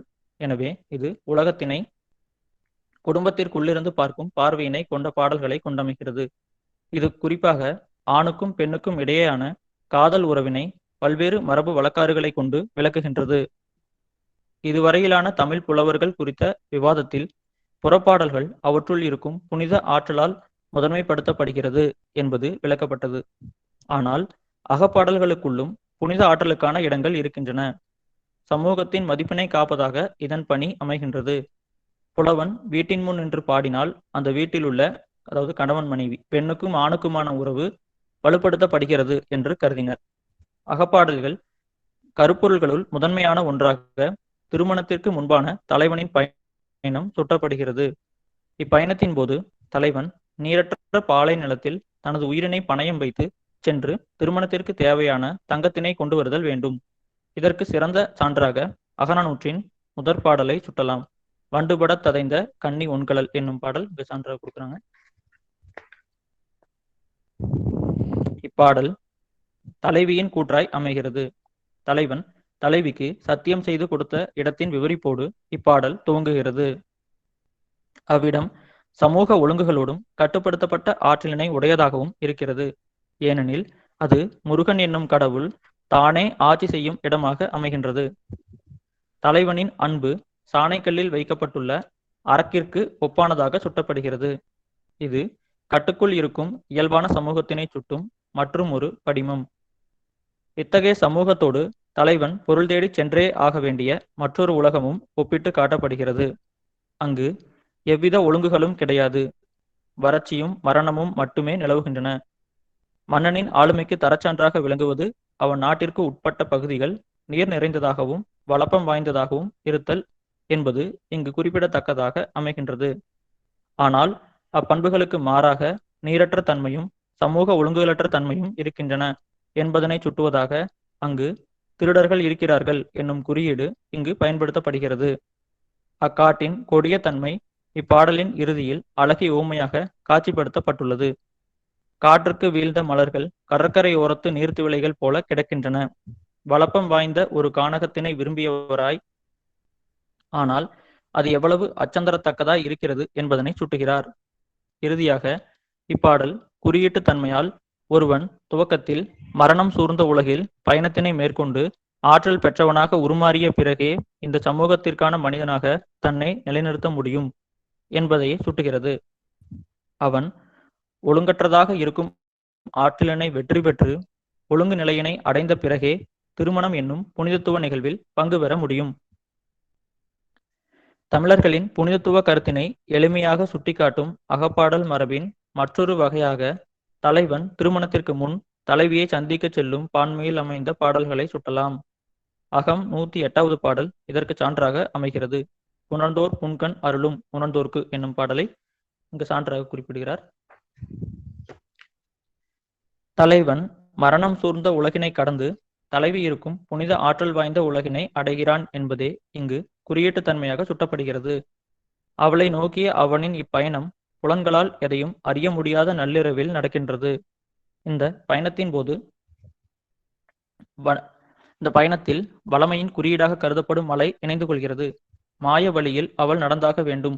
அங்கு பெய்யும் ஆலங்கட்டி மலை முத்தாகவும் பளிங்காகவும் உருவகப்படுத்தப்படுகின்றன. தலைவி தலைவன் மேற்கொள்ளும் இரவு பயணத்தின் அபயத்தன்மைகளை நினைத்து அஞ்சுகிறாள். இப்பாடலின் இறுதி பகுதி தலைவன் தலைவியை தேடி இரவில் வருவதனை காட்டிலும் அவளை மணந்து கொண்டு அவனது நாட்டிலேயே வாழ்வதை சிறந்தது என்னும் குறிப்புகளை தருகிறது. இப்பாடலின் படிமம் சில காம குறிப்புகளையும் உட்கிடக்கை நிறைவேற்றத்தையும் இறைநிலை முழுமையினையும் சுட்டுவதாக அமைகிறது. இத்தகைய பாடல்களில் ஆண் பெண் இருவருக்கும் இடையேயான காதல் உறவுகள் முற்றிலுமான இன்ப உணர்வுகளுக்காக மட்டும் சுட்டப்படுவதில்லை. மாறாக தமிழர்களிடம் இன்றும் காணப்படுகின்ற திருமணம் குறித்தும் ஆண் பெண் உறவு குறித்துமான உலகளாவிய நிலையிலான கருத்தாக்கத்தினை விளக்குவதாகவும் அமைகின்றன. இப்பாடல்கள் பெண் என்பவள் புனித ஆற்றல்கள் உறைவிடமாக திகழ்பவள் என்பதனை பிரதிபலிக்கின்றன. ஒரு பெண்ணை, குறிப்பாக இளம் கன்னி பெண்ணை வழக்கத்திற்கு மாறான முறையில் அன்ஆர்த்தோடாக்ஸ் மேனர் ரகசியமாக சந்திக்கும் ஒரு ஆண் தன்னையே மிகப்பெரிய ஆபத்திற்கு உட்படுத்திக் கொள்கிறான். அவற்றின் வாயிலாக புனிதத்தன்மையை அடைய முயல்கிறான் என்பதனை சுட்டுகின்றன. தோராயமாக கிமு 2 அல்லது 3ஆம் நூற்றாண்டில் தமிழ்நாட்டில் பிராமி வரி வடிவம் அறிமுகப்படுத்தப்பட்டது. இதனை அடுத்து வந்த சில நூற்றாண்டுகளில் தமிழர்களுக்கான எழுத்து முறை உருவானது. இக்காலகட்டங்களில் குறிப்பிட்ட குடியினைச் சேர்ந்த மக்கள் புலவர் என்னும் பெயரில் பாடல் இயற்ற வல்லவராய் உருவாயினர். இவர்கள் பாடல்களை இயற்றினர். வாய்மொழி புலவர்களைப் போலல்லாது இவர்கள் உயர் குடியினரோடு ஒருங்கு வைத்து எண்ணப்பட்டனர். பல இதர பண்பாடுகளில் துவக்ககால புலவர்கள் பாடுபொருளினையும் இலக்கிய உத்திகளையும் வாய்மொழி மரபுகளிலிருந்தே பெற்றுக்கொண்டனர். உண்மையில் அவர்களின் பாடல்கள் பலவும் தாழ்த்தப்பட்ட குடியினைச் சேர்ந்த வாய்மொழி புலவர்கள் வாயிலாகவே பாடப்பட்டன. ஆனால் இக்கூற்று சங்க தொகையகத்தில் தொகுக்கப்பட்டுள்ள இவர்களின் பாடல்கள் பலவும் நன்கு கற்றறிந்தவர் இயற்றியது போன்ற தேர்ச்சியினையும் செறிவான இலக்கண அமைப்பையும் கொண்டு வாய்மொழி பாடல் அமைப்பு கொண்டிருப்பதற்கும் மேலான தகுதிகளை கொண்டிருக்கின்றன என முன்வைக்கப்படும் கருத்தினை உறுதி செய்வதற்கு போதுமானதாக இல்லை. பாணன், கிணைமகன் போன்றோரை ஒத்த வாய்மொழி புலவர்கள் தக்கானிய பெருங்கற்கால காலத்திலிருந்தே இருந்தார்கள் என்பது கிட்டத்தட்ட உண்மையானதாகவே அமைகின்றது. இன்றும் கூட ஒரிசாவில் வாழும் தாழ்த்தப்பட்ட குடியினைச் சேர்ந்த இசைக்கலைஞர்கள் பாணா என்றே அழைக்கப்படுகின்றனர். அதுவே தென்னிந்தியாவில் வாழும் தாழ்த்தப்பட்ட குடியினரின் தொழில் இசைக்கருவிகளை இசைப்பதோடு மந்திர சடங்குகளில் ஈடுபடுவதாகவும் அமைகின்றது. இவற்றின் வாயிலாக சட்டசெய்யில் இடம்பெறும் மகாராஷ்டிர புலவர்களின் பாடல்கள் யாவும் அவர்கள் காலத்தில் வாழ்ந்த புலவர்கள் வாய்மொழியாக பாடியதிலிருந்து அப்படியே நகல் செய்யப்பட்டவை ஆகும் என்பதனை அறிய முடிகிறது. இவையே அப்பாடல்களின் பழமையும் சுவையும் நாட்டுப்புற பாடல்களின் பண்பும் இருப்பதற்கான காரணமாகும்.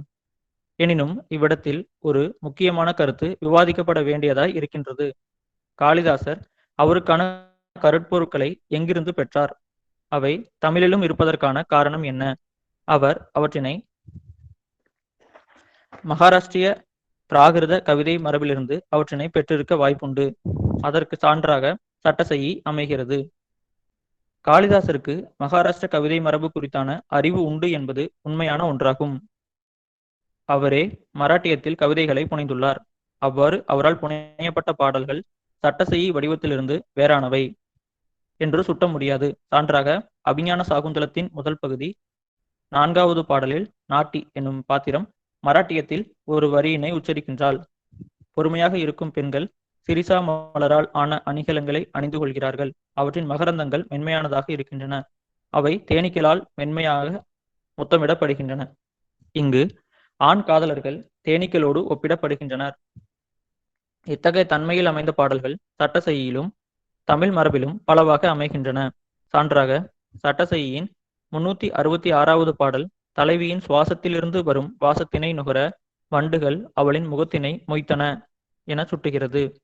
இதே தொகையாக்கத்தின் 37வது பாடல் கடம்ப மரம் காற்றினால் வீழ்த்தப்பட அவற்றின் மகரந்தங்கள் நீர்ச்சுழலில் சிக்கி சுழல அதனை சூழ்ந்திருந்த வண்டுகள் நீரில் மூழ்குவதும் தோன்றுவதுமாக இருந்தன என சுட்டுகிறது. இதனை ஒத்த ஒரு குறுந்தொகை பாடல் தலைவனை வண்டாக சித்தரிக்கின்றது. கைவினை மாக்கள் தாம் செய்வினை முடிமார் எனும் பாடல் அபிஞான சாகுந்தலத்தின் 4வது பகுதியின் 15வது பாடலில் அனுஷியா சக்கரவாகா பறவை வகையுள் பெண் பறவையினை பார்த்து மராட்டியத்தில் ஒரு பாடலை பாடுகிறார்.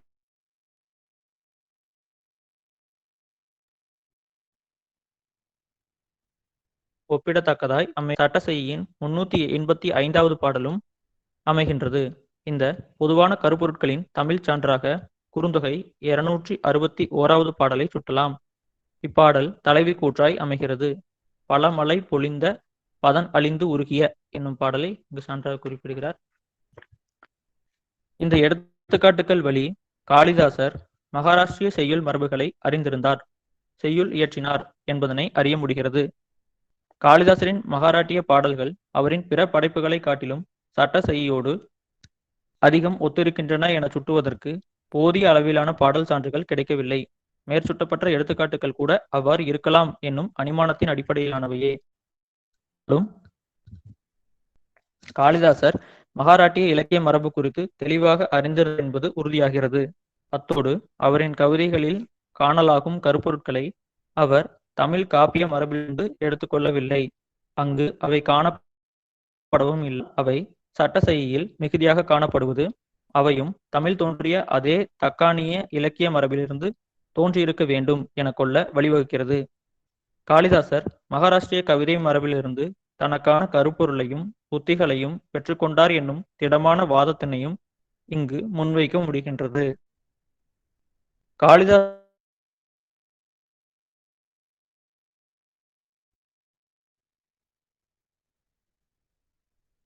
அங்கு காணப்படுகிறது. பெரும்பாலான சமஸ்கிருத புலவர்கள் அஸ்வகோஷர் உட்பட பிராகிருதத்தையும் அதன் யாப்பமைப்பையுமே பயன்படுத்தினர். இவை முற்றிலும் திராவிட மரபினைச் சேர்ந்தவை ஆகும். அத்தோடு காளிதாசரின் காலத்தில் மராட்டிய கவிதையியலே பிராகிருதத்தில் சிறந்ததாக கருதப்பட்டது. ஆனால் காளிதாஸ் புதியதாக ஒரு இலக்கிய வகைமையினை உருவாக்கி இருத்தல் வேண்டும்.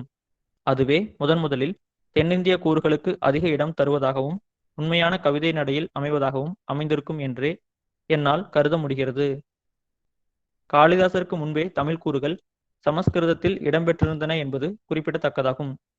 தெளிவாக வரையறுத்தால் இத்தகைய கூறுகள் குறைந்த அளவில் காணப்படுகின்றன. பிற்காலங்களில் இக்கூறுகள் இடம்பெற்றமைக்கான சாயல்கள் தெரிகின்றன. எனினும் அவற்றின் இருப்பு உறுதி செய்யப்படுகிறது. அத்தகைய கூறுகளுள் விலங்குகள், மலர்கள் ஆகியவற்றின் உவமைகள் முதலிடம் பிடிப்பதாக அமைகின்றன. சான்றாக தலைவனை தேனியாக சித்தரிக்கும் வான்மீகி ராமாயணத்தில் காணப்படுகிறது. தலைவியின் வாயினை விடமுள்ள வண்டுகள் மொய்ப்பப்படுகிறது.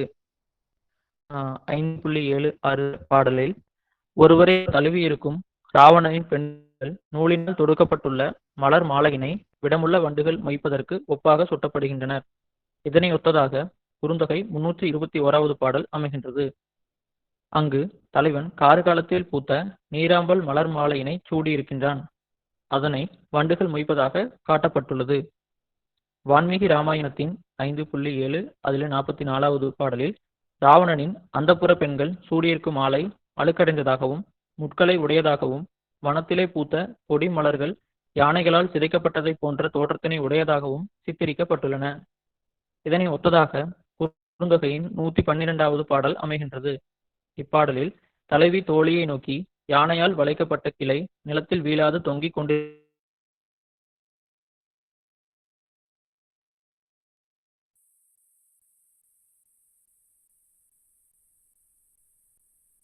கருப்பொருள். இங்கு ராட்சசர்களால் சூழப்பட்ட சீதை தனது கூட்டத்தினை பிரிந்த பெண்மான் நரிகளால் சூழப்பட்டிருப்பதைப் போன்று இருந்தால் என சுட்டப்படுகிறது. இதனைப் போலவே 500-354வது பாடல் தலைவனின் மீண்டும் வரும் வேட்கையினை சுட்டுமிடத்து தலைவன் வரும் காட்டு வழியில் குட்டிகளை உடைய பெண் சென்னாய் மீது அன்பு செலுத்தும் ஆண் நாய் பெண்மானையும் அதன் குட்டிகளையும் பிடிக்காமல் திரும்புகிறது என சுட்டுகிறது. இதன் வாயிலாக சமஸ்கிருத காப்பிய மரபிலிருந்து இக்கூறுகளை தமிழ் புலவர்கள் எடுத்துக்கொண்டனர் என வரையறுப்பது என்னால் நிச்சயம் ஏற்க முடியாத ஒன்றாக அமைகின்றது. தமிழ் கவிதைகளில் சிறிய அளவிலான விளக்கத்தை தந்தாலும் இவற்றின் பயன்பாடு மிக இயல்பானதாகவும் நுட்பமானதாகவும் அமைகின்றது. இவற்றின் பயன்பாடு சமஸ்கிருதத்தை காட்டிலும் தமிழில் பன்மடங்கு இயல்பானதாக அமைகின்றது. அத்தோடு இவை சமஸ்கிருதத்திற்கு சொந்தமானவை அல்ல என்பதனை இவற்றினை காப்பிய காலத்திற்கு முன்பான பிரதிகளில் காண முடிவதில்லை. இந்தோ ஆரிய காப்பியங்களில் துவங்கும் இவை இம்மரபுகளுக்குள் எவ்வாறு தோன்றி வளர்ந்தன என்பதனை ஆய்வுகளின் வழியே கண்டறிய முடியும். அத்தகைய ஆய்வுகள் சமஸ்கிருத இலக்கிய வளர்ச்சி பாதையின் மீது போதிய வெளிச்சம் பாய்ச்சும் எனலாம். சமஸ்கிருதத்தின் ஆதி காப்பியமான மகாபாரதத்தில் சமஸ்கிருத இலக்கிய மரபிற்கு முற்றிலும் புதிதான சில கூறுகள் சுட்டப்பட்டுள்ளன. வாய்மொழி இலக்கிய கூறுகள் சிலவற்றை இது பாதுகாக்கின்றது என லார்டு சுட்டுகின்றார். சமஸ்கிருதத்தில் காணலாகும் இலக்கியங்கள் சிறிய குழுவினருக்கானது அல்ல. அதன் வாசக பரப்பு பரந்துபட்டதாக இருந்தது. அதைவிட முதன்மையானது அதன் பயன் தனிச்சிறப்பு வாய்ந்ததாக இருக்கவில்லை. அதன் ஒரே பயன் கேளிக்கையூட்டுவது மட்டுமாகவே இருந்தது என்பதனை முதலாக நாம் தான் சுட்டுகிறோம். அத்தகைய இலக்கியம் புதிய பெரு வழக்கில் இருக்கும் கவிதை மரபுகளையும் உருவகங்கள் முதலியவற்றையும் தம்மோடு சேர்த்துக் கொள்ளுதல் என்பது இயல்பான ஒன்றே ஆகும். தற்போது மகாபாரதத்தின் பழைய பகுதிகளும் கூட கிமு 200க்கும் முற்பட்டது அல்ல என கொள்ளப்படுகின்றன. அதே வேளையில் தக்கானிய பெருங்கற்கால நாகரீகம் கிமு 800 வரையிலாவது செல்லும் என்று கருதப்படுகிறது. இதன் வாயிலாக மகாபாரத காலத்தில் பெருங்கற்கால வாய்மொழி புலவர்களின் பாடல் மரபுகளும் உத்திகளும் வட இந்திய மரபிற்கு பரவியிருக்கும் என்றும் அதனை அக்காலத்தில் வாழ்ந்த காப்பியம் பாடும் பெரும்புலவர்கள் பயன்படுத்தியிருக்க வேண்டும் என்றும் குறிப்பாக இத்தகைய கூறுகள் மொழி பண்பாட்டு எல்லைகளை கடந்து எளிமையாக செல்லக்கூடியன என்று உணரும் ஒருவருக்கு இது சாத்தியமானதாகவே இருக்கும். மகாபாரதத்தில் பெருங்கற்கால பண்பாட்டிலிருந்தே பெற்றிருக்க முடியும் என்று சுட்டத்தக்க வகையில் சில கூறுகள் இருப்பதனை காண முடிகிறது. ஆனால் இத்தகைய கூறுகள் இடம்பெறும் இடங்கள் வெகு சிலவாகவே இருக்கின்றன. கடனாக பெறப்பட்ட ஓமைகளின் பயன்பாடும் கடினமானதாகவே இருக்கின்றன. இது வியப்பினை உண்டாக்குவதாக அமைகின்றது. இது இப்பெருங்காப்பியத்தில் பல்வேறு திராவிட சொற்கள் காணப்பட்டாலும் பெருங்கற்கால பண்பாட்டின் தாக்கம் இங்கு குறைவாக இருப்பதனையே சுட்டுகின்றது. வான்மீகி ராமாயணத்தில் கடனாக பெறப்பட்ட கருப்பொருட்கூறுகளும் இலக்கிய உத்திகளின் மாற்றங்களும் மிக இயல்பானதாகவும் உணர்ச்சி பூர்வமானதாகவும் அமைகின்றன. மகாபாரதத்தின் பழைய பகுதிகளைப் போல் வான்மீகி ராமாயணம் வாய்மொழி காப்பியமாக இருந்திருக்கும் என்று என்னால் கருத முடியவில்லை.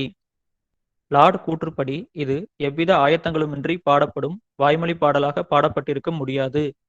வாய்மொழி பாடல்களின் பழமையான பல்வேறு கூறுகளை இதில் காண முடிவதில்லை. அத்தோடு மகாபாரதத்தில் காணப்படுவது போன்ற நாடகத்தன்மையினையும் காண முடிவதில்லை. இந்த நாடகத்தன்மையே அக்காலகட்டத்தில் வாழ்ந்த வட இந்திய வாய்மொழி புலவர்களின் பணியினை சுட்டுவதாக அமைகின்றது. வாய்மொழி இலக்கியங்களின் தனித்துவமான அடையாளங்களாக கருதப்படும் வாய்ப்பாடுகளையும் கருப்பொருட்களையும் கூட வான்மீகி ராமாயணத்தில் காண முடிவதில்லை. அவை குறிப்பிடத்தக்க அளவில் மகாபாரதத்தில் காணப்படுகின்றன. எனினும் இதனை உறுதி செய்ய நீண்ட நெடிய ஆய்வு தேவைப்படுகின்றது. ஒரு வகையில் வான்மீகி ராமாயணம் எழுத்தறிவுள்ள ஒருவரால் அதன் கதையினையும் உத்திகளையும் வாய்மொழி புலவர்களிடமிருந்து பெற்று எழுதப்பட்டிருக்கலாம் என்று எனக்கு தோன்றுகிறது. வான்மீகி ராமாயணத்தின் ஆசிரியர் கடவுட்பக்தி உள்ளவர். அதனால் அக்கூறுகளை தனது கதையில் வலியுறுத்த விரும்பியிருக்கலாம். அதுவே பாத்திரங்களின் பண்பினையும் அவற்றுக்கிடையேயான உறவுகளையும் தனித்தன்மை வாய்ந்ததாக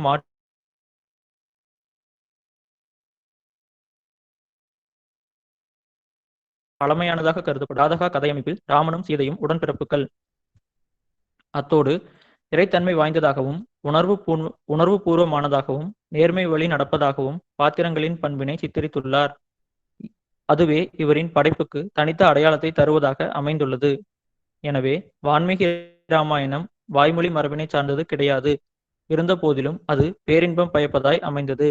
ஆதி காவியம் என்னும் பெயருக்கு ஏற்றதாய் அமைந்தது.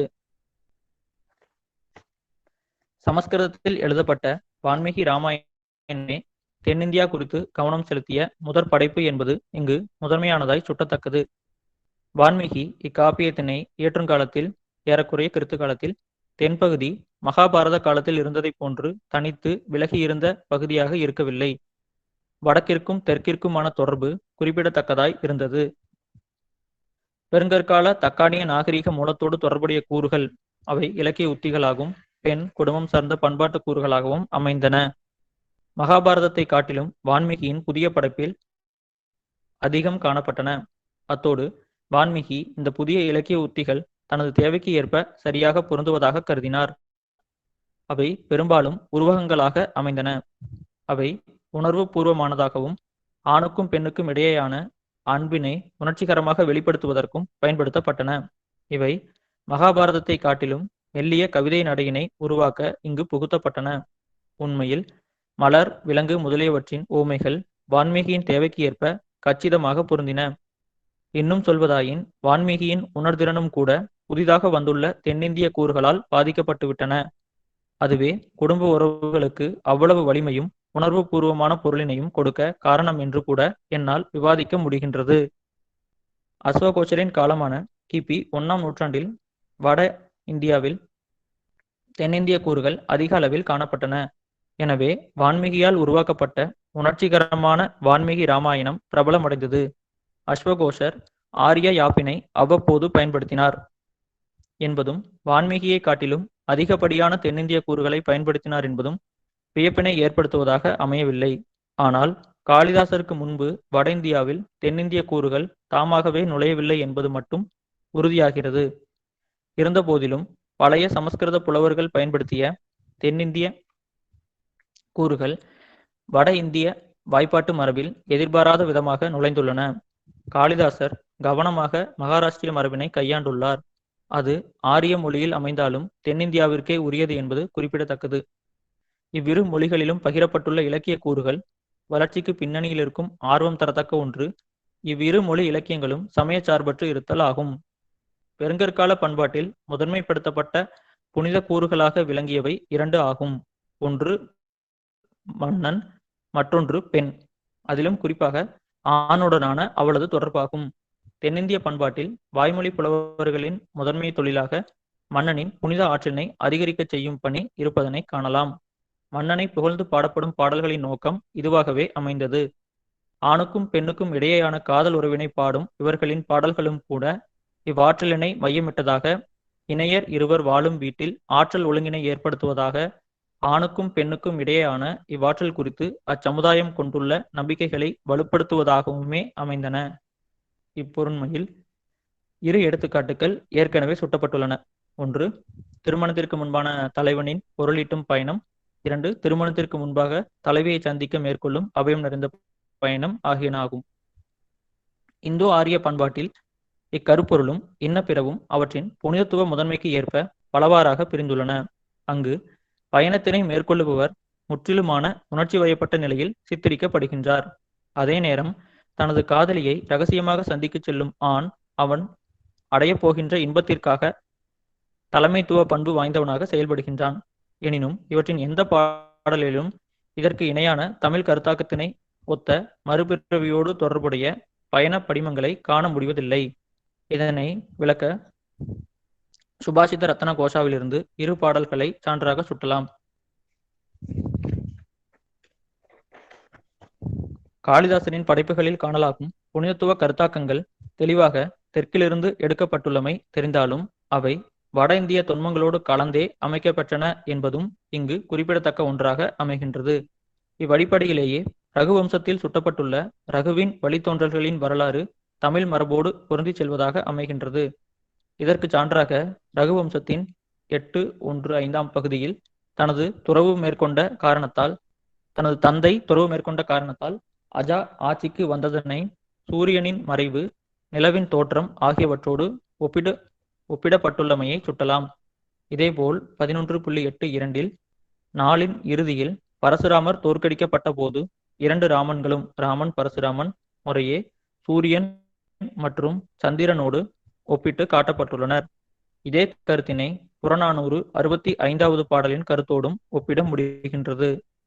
மண்முலா மரப்ப பண் யாழ் மரப்ப என்னும் இந்த பாடல் இங்கு தான் பெற்ற புறப்புண்ணிற்கு நானும் அரசன் வடக்கிலிருந்து உயிர் துறக்கின்றான். ரகு வம்ச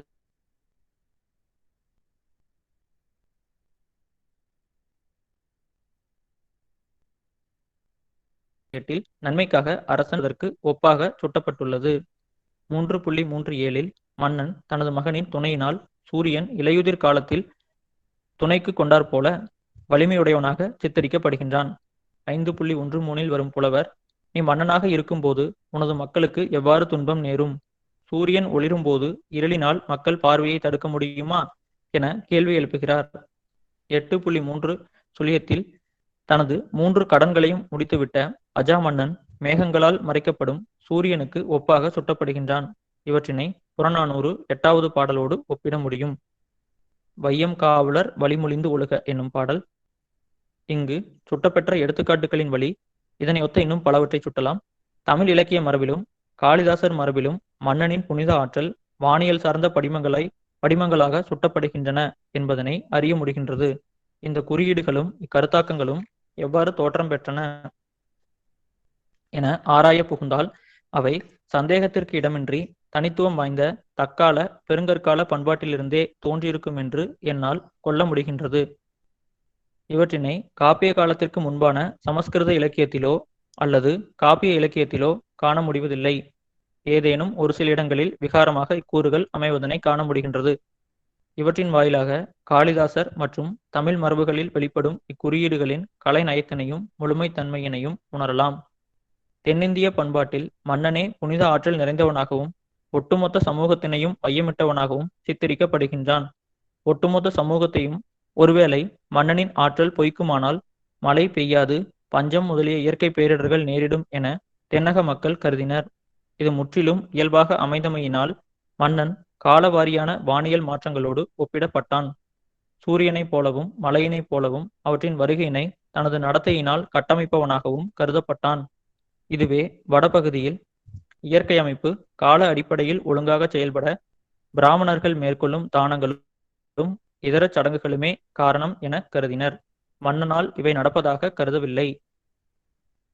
வேதங்களிலும் பிராமணங்களிலும் வானியல் நிகழ்வுகளை தியாகத்தோடு ஒப்பிடும் பல படிமங்களை காண முடிகின்றது. ஆனால் அவற்றில் ஒன்று கூட மன்னனோடு ஒப்பிடப்படுவதனை காண முடிவதில்லை.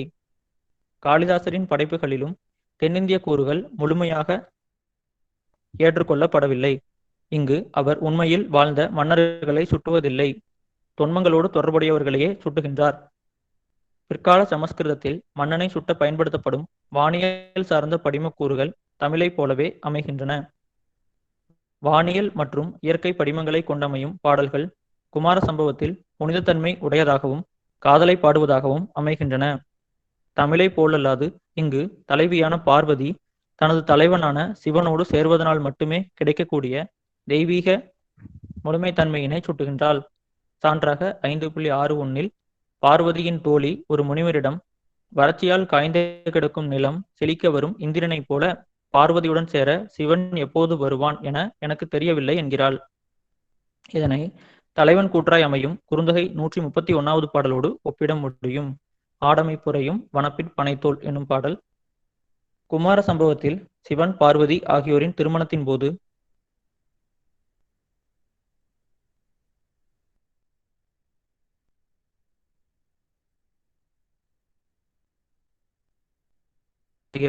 அதே நூலின் 8வது பகுதியில் சிவன் பார்வதி ஆகிய இருவருக்கும் இடையேயான திருமணத்திற்கு பிறகான காதல் விளையாட்டுகள் குறித்த செய்திகள் விரிவாக விளக்கப்பட்டுள்ளன. இதன்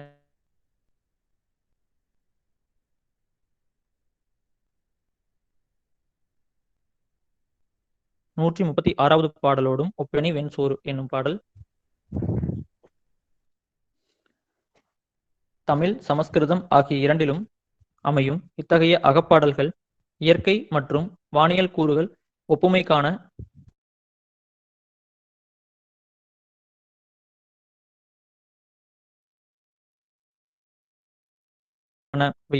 இரண்டிற்கான தெய்வீக ஆற்றலின் அனுபவத்தினை சுட்டுவதாகவும் மழையில்லாத நிலம் பயனற்றதாக மாறுவது போல் பிரிந்திருக்கும் ஆண் பெண்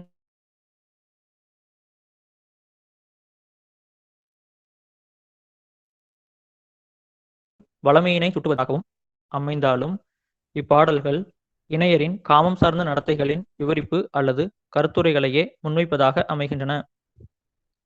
பழந்தமிழ் சமூகத்தில் கடைபிடிக்கப்பட்டு வந்த முதன்மை கூறுகளுள் ஒன்று தகுதியுடைய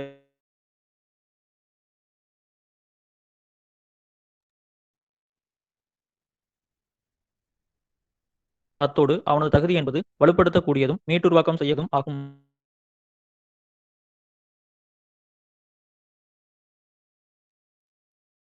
அணிகலன்கள், மலர்கள், குறியீடுகள் ஆகியவர் வேண்டும். தகுதியுடைமை ஆற்றல் பிறருடைய ஆற்றலினை கட்டுப்படுத்துபவர்களுக்கும் இருத்தல் வேண்டும். இத்தகையவர்களாக தாழ்த்தப்பட்ட குடியினைச் சேர்ந்த வாய்மொழி புலவர்கள் விளங்கினர். எனவே இத்தகைய குடியினைச் சேர்ந்தவர்கள் தமக்கே உரிய இசைக்கருவியினை கொண்டிருந்தனர். அதனை பிற குடியினைச் சேர்ந்தவர்கள் விதைத்தல் கூடாது. இத்தகைய வாய்மொழி புலவர்களால் பாடப்பட்ட பாடல்களில் இந்த தகுதியுடைமை ஆற்றல் முதன்மை இடம் பிடித்தது. அகம் புறம் என்னும் இரு பிரிவுகளும் மேலும் 5 பெரும் பிரிவுகளாக பிரிக்கப்பட்டன. ஒவ்வொன்றிற்கும் தனித்த பொருள், ராகம், பாடப்பட வேண்டிய நேரம் முதலியனவும் வகுக்கப்பட்டன. ஒவ்வொரு பிரிவும் தனக்கே உரிய தாவர விலங்கினங்களையும் தனித்த பருவத்தினையும் ஒரு நாளின் நேர பகுப்பினையும் கொண்டு அமைகின்றன. வட பண்பாட்டில் ஏற்பட்டுள்ள தெற்கின் தாக்கத்திற்கு காரணம் தென்னிந்தியர்களின் கருத்தாக்கமான தகுதியுடைமை ஆற்றலினை அவர்கள் ஏற்றுக்கொள்ள துவங்கியதே ஆகும் என எனக்கு தோன்றுகிறது. வடக்கின் இசை மரபில் கிறித்து காலத்திலேயே ராகம் தோற்றம் பெற்றது. இலக்கியத்தில் ரசம் என்னும் கருத்தாக்கமும் இக்காலத்தினை ஒட்டியே தோற்றம் பெற்றது. கார்காலம் என்பது காதலர்களின் பிரிவினை சுட்டும் காலமாக கொள்ளப்படுகிறது. அதுவும் மரபார்ந்த காதலர்களுக்கு இது பொதுவான கூறாக அமைகின்றது. ஆனால் கிறித்துவுக்கு பிறகான நூற்றாண்டுகளில்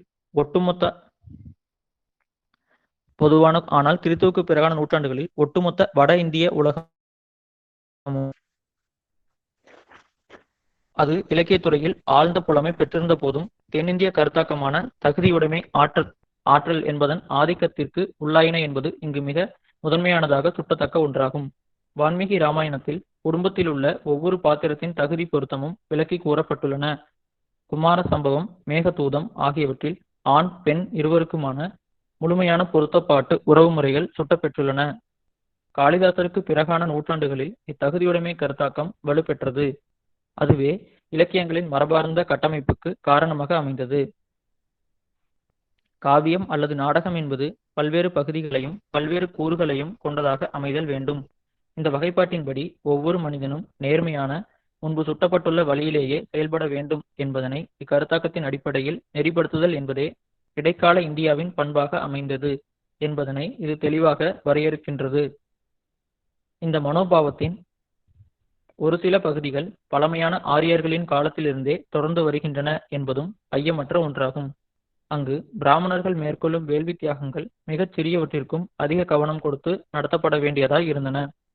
அத்தோடு வேதங்கள் என்பவை வாய்மொழி வாய்ப்பாடுகளாக இருந்தபோதும் அது இவ்வுலகின் ஒட்டுமொத்த அமைப்பினை விளக்கும் ஆற்றலினை உடையதாக கருதப்பட்டன. ஆனால் இங்கு விவாதிக்கப்படும் சிறப்புத்தன்மையுடைய தகுதியாற்றல் என்பது அன்றாட வாழ்வியலோடும் குடும்ப உறுப்பினர்களோடும் கவிதையியலோடும் இசையோடும் தொடர்புடையதாக அமைகின்றது. இதனை துவக்ககால ஆரிய கூறுகளில் காண முடிவதில்லை. வேத பாடல்களிலும் பிராமணங்களிலும் பழந்தமிழ் கவிதைகளில் காணலாகும் கச்சிதமான அமைப்பொழுங்கினை காண முடிவதில்லை. அவை ஒரு நாளின் குறிப்பிட்ட பகுதியில் குறிப்பிட்ட ராகத்தில் பாடப்படுவதனை நோக்கமாக கொண்டு அமையவில்லை. அவை குறிப்பிட்ட சடங்குகளின் போதும் மேன்மை பொருந்திய கடவுளை வழிபட வேண்டியும் பாடப்பட்டன. தமிழ் கவிதைகளைப் போன்று அன்றாட பயன்பாட்டிற்கு உரியதாய் பருவநிலையினையும் ஒருவரின் உள்ளார்ந்த ஆற்றலினையும் கட்டுப்பாட்டிற்குள் வைப்பதாயும் அமையவில்லை. தகுதியுடைமை குறித்த எண்ணம் வட இந்தியாவில் கிறித்துவின் காலத்திலேயே துவக்கம் பெறுவதாகவும் தென்னிந்திய மாதிரியோடு தொடர்புடையதாகவுமே அமைகின்றது. வேத மரபோடு தொடர்புடையதாய் இருக்கவில்லை.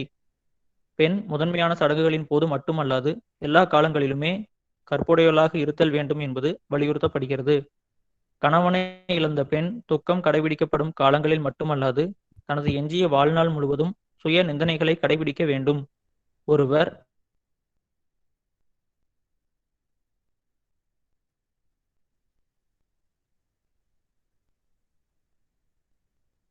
காயம் முறையாக சூழலுக்கு தக்கவாறு சரியாக செய்தல் வேண்டும். கலைத்தன்மையினை உருவாக்கும் நோக்கத்தோடு ஒவ்வொரு படைப்பும் சில மரபுகளை கடைபிடித்தல் வேண்டும் முதலியன வலியுறுத்தப்படுகின்றன. இடைக்கால இந்து சமய கலை மரபானது பழந்தமிழ் மூலங்களின் வாயிலாகவே நிலைத்திருக்கக்கூடிய கருத்தாக்கங்களை உருவாக்கி கொண்டது. கலை என்பது முற்றும் முழுவதுமான சமய வரையறைகளை குறிக்கக்கூடியதாக அமைந்தது. இக்கலைப்படைப்பின் நோக்கங்கள் தகுதி உடைமைக்கான வரையறைகளை சுட்டுவதாக அமைந்தன. அவையே கலைப்படைப்பாக சுட்டப்பட்டன. மன்னனின் தகுதியுடைமை ஆற்றல் அவன் கலைக்கு உதவியமையை சார்ந்ததாக அமைந்தது. மன்னனின் மதிப்போடும் தகுதிப்பாடும் அவன் கலை வளர்ச்சிக்கு செய்த தொண்டின் அடிப்படையிலேயே வரையறுக்கப்பட்டது. தகுதியுடைமை பற்றிய கருத்தாக்கம் சமஸ்கிருதத்தில் அதிக அளவில் வளர்த்தெடுக்கப்பட்டதும் அவற்றின் இடைக்கால இலக்கியங்கள் மிகவும் மரபுக்கு மாறானதாக அமைவதும் முரணாக அமைகின்றது. இது பெரும்பாலான ரசிகர்களுக்கு தடையினை ஏற்படுத்துவதாக அமைகின்றது. தமிழ் போன்ற வாழ்ந்து கொண்டிருக்கும் இந்திய மொழிகள் இன்னமும் தகுதியுடைமை மற்றும் மரபுகள் சார்ந்த கருத்தாக்கங்களை கொண்டுள்ளன. அம்மொழிகளின் நாட்டார் மரபுகள் அவற்றினை தொடர்ச்சியாக வளர்த்தெடுத்து வருகின்றன. எனவே சமஸ்கிருதத்தில் ஏற்பட்டதை போன்ற மரபுக்கு மாறான நிலை இங்கு உருவாகவில்லை. இந்த கட்டுரை நிறைவடைகின்றது. கேள்விகள் விவாதங்கள் இருந்தா? இந்த கேள்விகள் இல்ல, ஒரே ஒரு என்னன்னா, இந்த கட்டுரை முழுவதும் நீங்களே மொழிபெயர்த்தீங்களா கமலக்கண்ணன்? ஆமாங்க சார், நான் தான் மொழிபெயர்த்தேன். இது உங்க ஆசிரியர்களோட ஒப்புதலோட இந்த மொழிபெயர்ப்பு நிகழ்ந்ததா? அவங்களுடைய பார்வைக்கு இந்த மொழிபெயர்ப்பு கொடுத்திருந்தீங்களா? கொடுத்திருந்தாங்க சார். இந்த மொழிபெயர்ப்புக்கு அவங்க முழுவதும் ஒப்புதல் தெரிவிக்கிறாங்களா? கொடுத்திருந்தாங்க சார். நன்றிப்பா.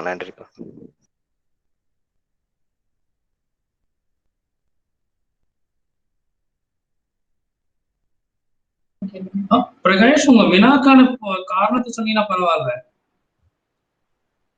பிரகாஷ், செந்தில் பிரகாஷ், உங்க காரணத்துக்கான ஐயா கேக்குது. இல்ல எது என்ன காரணத்துக்காக கேட்டோம்னா, இந்த மொழிபெயர்ப்பு ஆத்தென்டிக் எடுத்துட்டு நாம மேற்கொண்டு நம்ம ஆய்வு கட்டுரையிலையோ அதுலயோ இது இணைச்சுக்கிறதுக்காக தான் கேட்டேங்க. அந்த சரி.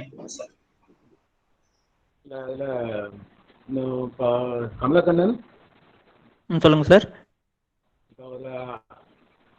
அபயத்தன்மைன்னு ஒரு இடத்துல சொன்னேன். சரிங்க சார். ஆனா அந்த கான்டெக்ஸ்ட பார்க்கும்போது அது அபாயத்தன்மைங்கிற மாதிரி தான் வருது இதுல. சரிங்க சார், பாத்துக்கிறேங்க சார். ஆமா, அந்த அபயத்தன்மை புரியுதுங்க சார். ஆமா, அதே மாதிரி இன்னொரு இலக்கண சொல்ல வந்து தொகையாக்கம்னு ஒரு இடத்துல சொல்ற. அந்த இடத்துல சரிங்க சார், ஆக்சுவலா வந்து தொகுப்பாக்கம் தான், தொகுதியாக்கம் தான். இது தொகையாக்கம்ங்கிறது இலக்கண கலைச்சொல். தொகுதியாக்கம் அல்லது தொகுப்பாக்கம்ங்கிறது இலக்கிய கலை சொல்ல வரும். அதெல்லாம் கொஞ்சம் அந்த மாதிரி இதெல்லாம் ஆமா, ஐயா சொன்னது சரிங்க. பக்கம் 11ல டேஞ்சரஸ் அப்படிங்கறதுக்கு அபயத்தன்மை, நீங்க ஒரே ஒரு இது அபாயத்தன்மை அப்படின்னு போட்டிருந்தா சரியா வந்திருக்கும்னு நினைக்கிறேன். சரிங்க சார், மாத்திக்கோங்க சார். அது ஒளியன் மாற்றம்னாலும் பொருண்மை முற்றிலுமா மாறுபட்டது. ஒண்ணு சரணாகரி அடையிறது, இன்னொன்னு ஆபத்து. புரியுதுங்க சார். அதே மாதிரி தொடக்கத்துல வந்து அவருடைய புத்தகம் வந்து இடைவெளிகளை உருவாக்கும் அப்படின்னு மொழிபெயர்த்திருக்கிறீங்க இல்லைங்களா? ஆனா அந்த இடத்துல அவர் என்ன சொல்லியிருக்காரு, book is sufficient to fill in the gaps அப்படின்னு எழுதியிருக்கிறாரு. ஆமாங்க சார், அது வந்து இடைவெளியிலே பூர்த்தி செய்ய போதும், அந்த புத்தகம் வந்து பூர்த்தி செய்யும் அப்படிங்கிற கான்செப்டுங்க சார். அதாவது ancient Tamil and milieu and their Sanskrit counter பார்ட்ஸ்ங்கிற புத்தகம் வந்து இந்த இடைவெளிகளை வந்து நீக்கும் அப்படிங்கறத அவர் சொல்ல வர்றாருங்க சார்.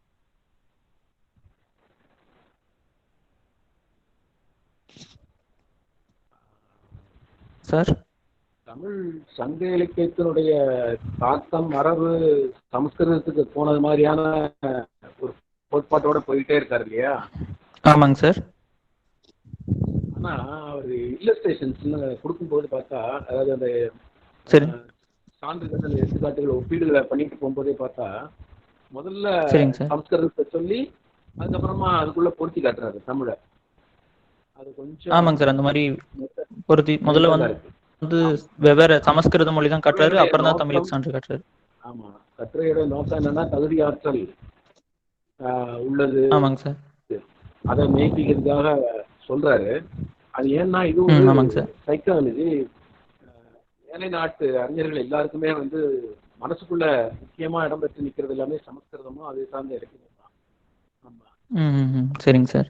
இது வந்து அதுக்கு அடுத்த நிலையில தான் படிக்கிறாங்க, ரெண்டாவது தான் இதை படிக்கிறாங்க. சரிங்க சார். அவரையே அறியாம அவர் வந்து பொருத்தி காட்டும் போது பார்த்தா எல்லா இடத்துலயும் சமஸ்கிருதத்துக்கு சங்க இலக்கியத்தை பொருத்தி காட்டுறாரு. ஆமாங்க சார்.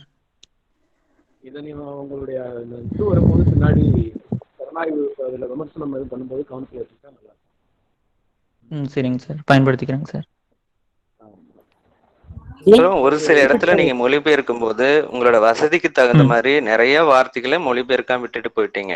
எடுத்துக்காட்டா ஒண்ணு சொல்றேன், neither borrowed directly from the other அப்படிங்கிற வார்த்தையே நீங்க மொழிபெயர்க்கல, சரிங்களா? அப்புறம் ஒரு சில இடத்துல நீங்க மொழிபெயர்க்க இல்ல, ஒரு மொழிபெயர்ப்பாளர் வந்து ஒரு ஆய்வு கட்டுரையை மொழிபெயர்க்கிற பொழுது அதற்கான விளக்க உரை எழுத முடியாது. அது என்ன எழுதியிருக்காங்களோ அதை வந்து நீங்க அப்படியே மொழிபெயர்க்கணும் இல்லைங்களா?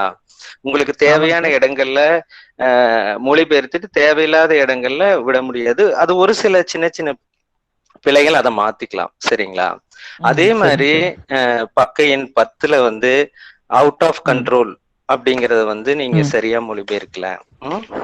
ஃபார் ஒன் திங் அப்படிங்கறத அவை அப்படின்னு மொழிபெயர்க்கீங்க, சரிங்களா? அதே மாதிரி ரன்னிங் எமோக் அப்படிங்கறத வந்து இப்ப ஆங்கிலத்துல மெட்டஃபார் அப்படின்னு சொல்லுவாங்க. இப்போ ஒரு சில வார்த்தைகளை சொல்றதுக்கு அவங்க வந்து அது ஒரு குறியா வந்து சொல்லுவாங்க. அத வந்து ஓடுறாங்க அப்படின்னு நீங்க மொழிபெயர்க்க கூடாது. இது முன்னாடி ஒரு தொடக்க முயற்சியா இருக்கிறதுனால இது பாராட்டப்படவே உங்களுக்கு. ஆனாலும் இது எல்லாம் நீங்க கண்டிப்பா கவனத்துல கொள்ளணும். அந்த இடத்துல நீங்க அது பக்கம் 10ல அந்த இடத்துல நீங்க என்ன பண்ணலாம்னா நிலைக்கட்டு அப்படின்னு, தெரியுங்களா?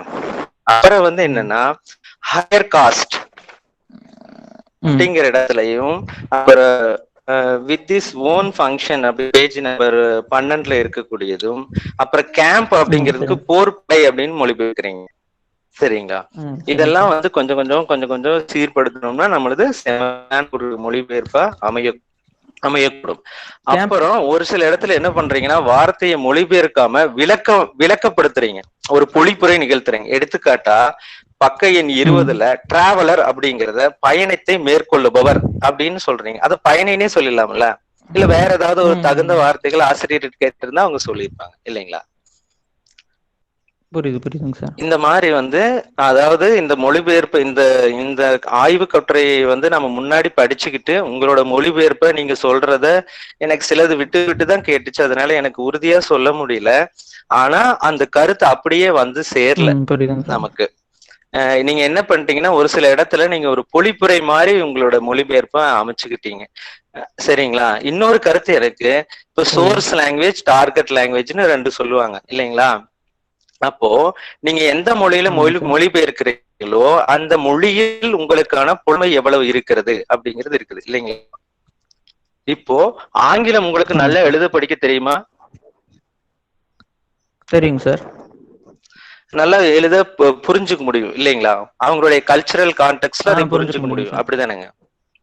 அப்படி இருக்கிற பொழுது கூடுமான வரைக்கும் அவர் என்ன சொல்லியிருக்காரோ அந்த வார்த்தையை மாறாம நீங்க மொழிபெயர்க்கணும். ஒண்ணு. அது ஏராளமா நான் இன்னும் சொல்லிட்டே போலாம், நிறைய குறிச்சு வச்சிருக்கிறேன், நான் தனியா அதை சொல்லலாம். அதை மாத்திக்கங்க. ஒண்ணு. ரெண்டாவது பாத்தீங்கன்னா வார்த்தைகளுக்கு அவங்க குறியீடா சொல்லக்கூடியது உள்ள ஒரு உவமையா உவமானமா சொல்லக்கூடியதை நீங்க அப்படியே மொழிபெயர்த்துறீங்க. சரிங்களா? இப்ப எடுத்துக்காட்டா ஆங்கிலத்துல மெட்டஃபார்ல தவளை தண்ணியில சூடாயிடுச்சு அப்படிம்பாங்க. அது அப்படியே மொழிபெயர்க்க முடியாது. எதுக்காக அப்படின்னா ஒருத்தங்க ஒரு கருத்துக்குள்ளேயே சுத்திட்டு இருக்கும்போது அதுல இருந்து வெளிவர மாட்டாங்க. அதை சொல்றதுக்காக அவங்க சொல்லுவாங்க. அந்த மாதிரியான விஷயங்களையும் நீங்க கருத்துல கொள்ளணும். மத்தபடி நீங்க உங்களுடைய முதல் முயற்சி அப்படிங்கிறதுனால இத பத்தி நான் மேல எதுவும் சொல்ல விரும்பல. நன்றி. நன்றிங்க சார்.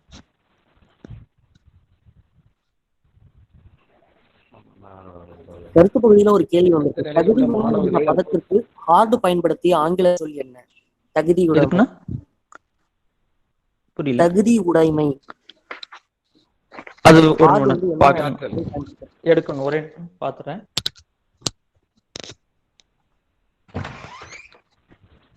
சர்வைவல் ஆஃப் தி ஃபிட்டஸ்ட்ங்கற ஸ்டைல்ல போற மாதிரி இருக்கு. ஃபிட்னஸ் அண்ணா ஃபிட்னஸ்னு கொடுத்திருக்காருண்ணா. சரி, அடுத்த கேள்வி. வறட்சியும் வரணும் என்ற சொற்களை பயன்படுத்தி இருந்தீர்கள். இரண்டான வேறுபாடுகள் குறித்து கூறினால் நன்றாக இருக்கும். வரணும்னு நான் குறிப்பிட்ட போல தெரியலண்ணா. வறட்சிங்கிறது அந்த இடத்துல ஹசார்டஸ் அந்த மாதிரி டிராஃப்ட் அந்த மாதிரி கொடுத்துருக்காங்க, அதுக்கு போட்டிருப்பேன்.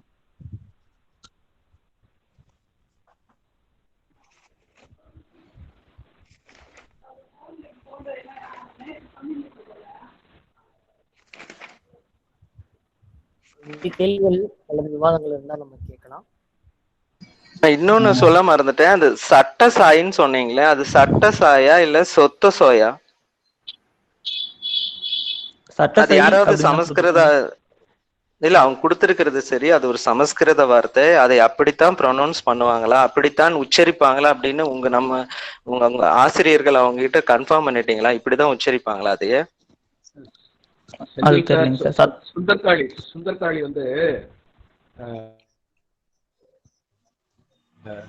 சட்டசாயின்னு தான் தன்னுடைய மொழிபெயர்ப்பை அவரு ப்ரொனவுன்ஸ் பண்ணணும் அப்படின்னு சொல்லி ஒரு புத்தகம் போட்டிருக்கிறாரு. ஹலோ, கேக்குதா? தகவலுக்கு நன்றிங்க சார். நன்றிங்க. அப்புறம் இது தமிழ் முதுகலை படித்த மாணவர்கள் அடுத்த ஒரு வருடத்துல தான் இப்போதைக்கு தான் வந்திருக்கிறாங்க எல்லாரும்.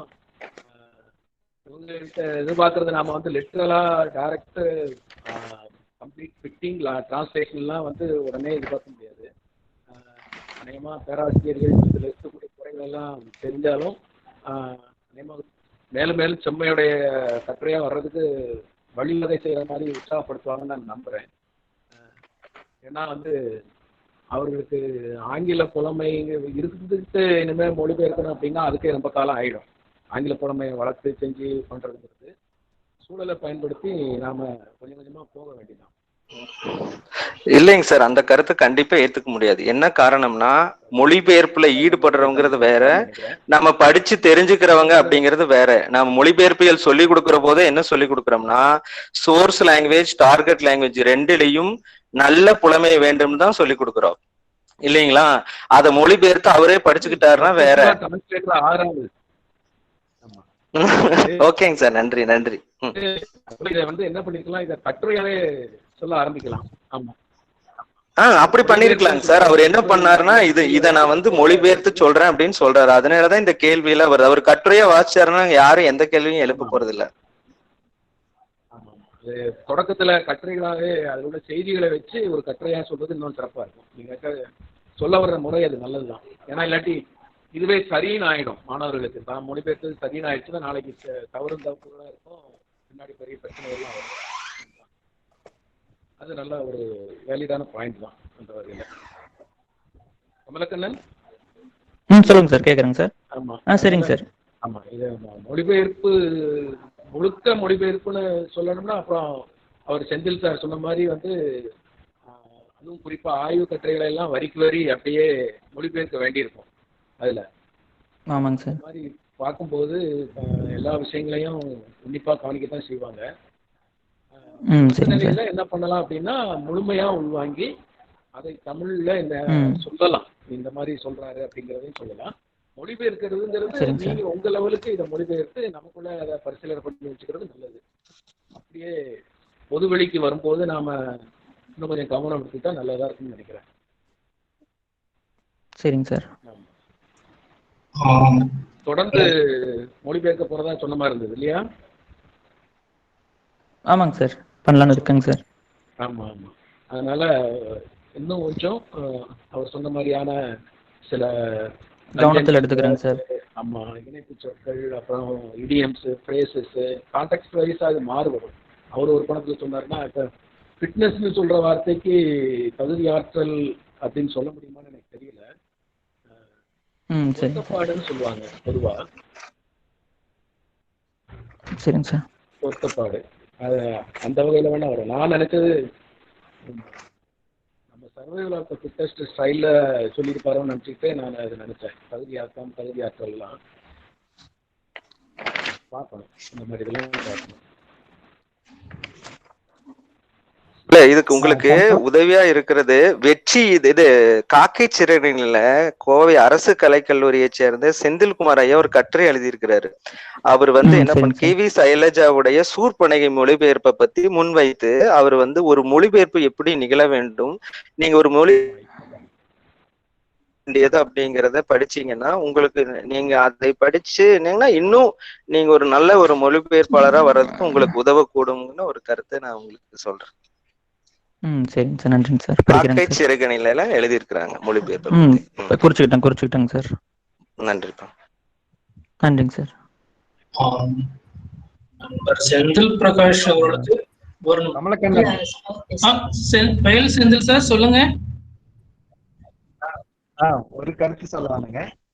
இப்ப இவங்க 2 பேரும் அவருடைய மொழிபெயர்ப்பு குறித்து உரையாடினதுல இருந்து எனக்கு தோணக்கூடிய ஒரு விஷயம் என்னன்னாக்க, மொழிபெயர்ப்பை செய்துட்டு ஒப்பிட்டு பார்க்கக்கூடிய 2-3 பேர்கிட்ட கொடுத்து அதை வந்து செம்மைப்படுத்தி அதுக்கப்புறம் வெளியிடுறது நல்லதுன்னு நினைக்கிறேன். அப்போ அவருக்கு வந்து அந்த சிக்கல் எல்லாம் எழாது.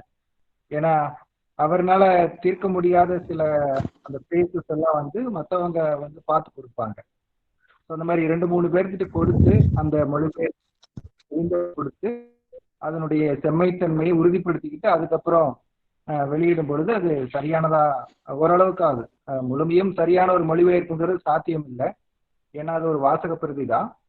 இருந்தாலும் அந்த மூலத்துக்கு மிக நெருக்கமான ஒன்று வரணும் அப்படிங்கிறது அது ஆய்வு அப்படிங்கிறதுனால ரொம்ப கவனமா இருக்கணும்.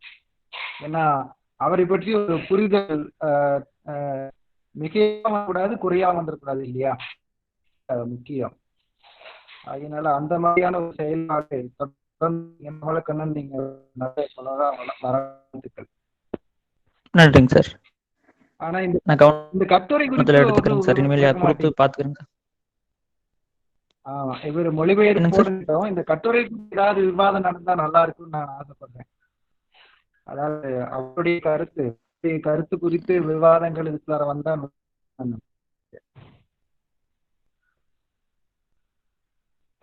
சரிங்க. பேராசிரியர் அவர் வந்துட்டு அந்த புனிதப்படுத்துதல் என்ற அந்த ஒரு கருத்தை முன்வைத்து மொத்த அகப்புற இலக்கியங்களை, பாணர் மரபை, புலவர் மரபை எல்லாவற்றையும் வாசிக்கிறார். எல்லாருமே அந்த புனிதம், ஆன்மா புனிதம் அப்படிங்கிற 2 கருத்துக்குள்ளார வச்சுட்டு இந்த ஆங்கிலம் முழுக்க ஒரு சாமனிஸ்டிக் ஒரு அச்சம் இருக்குண்டு. அது குறித்து அறிஞர்கள் கருத்து தெரிவித்தால் அவர் பேசும் பொழுது வாய்மொழி மரபுன்னு பேசுறாரு. சமஸ்கிருதத்துல இருக்கக்கூடிய இந்த வேத மரபை சுட்டும் பொழுது அங்க வாய்மொழி மரபு அப்படிங்கிற ஒரு கருத்தை பேசாமையே விட்டுறாரு, தவிர்த்துறாரு. அது எந்த அரசியல் அப்படிங்கிறதும் தெரிய வேண்டி இருக்கிறது. இது குறித்து உரையாடினீர்கள் என்றால் மகிழ்வேன். நான் கொஞ்சம் அறிவு பெறுவது குறித்து.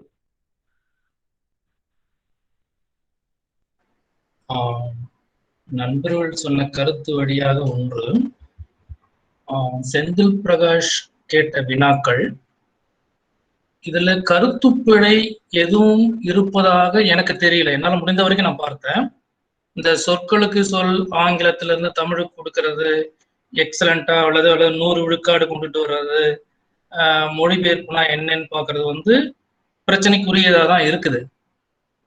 ஆனா ஆங்கில கட்டுரையிலிருந்து கருத்து விடுபாடுகளோ அல்லது தவறான ஒரு புரிதல்களோ இதுல வந்துடக்கூடாதுன்றதுல மட்டும்தான் கவனமா இருந்தோம்.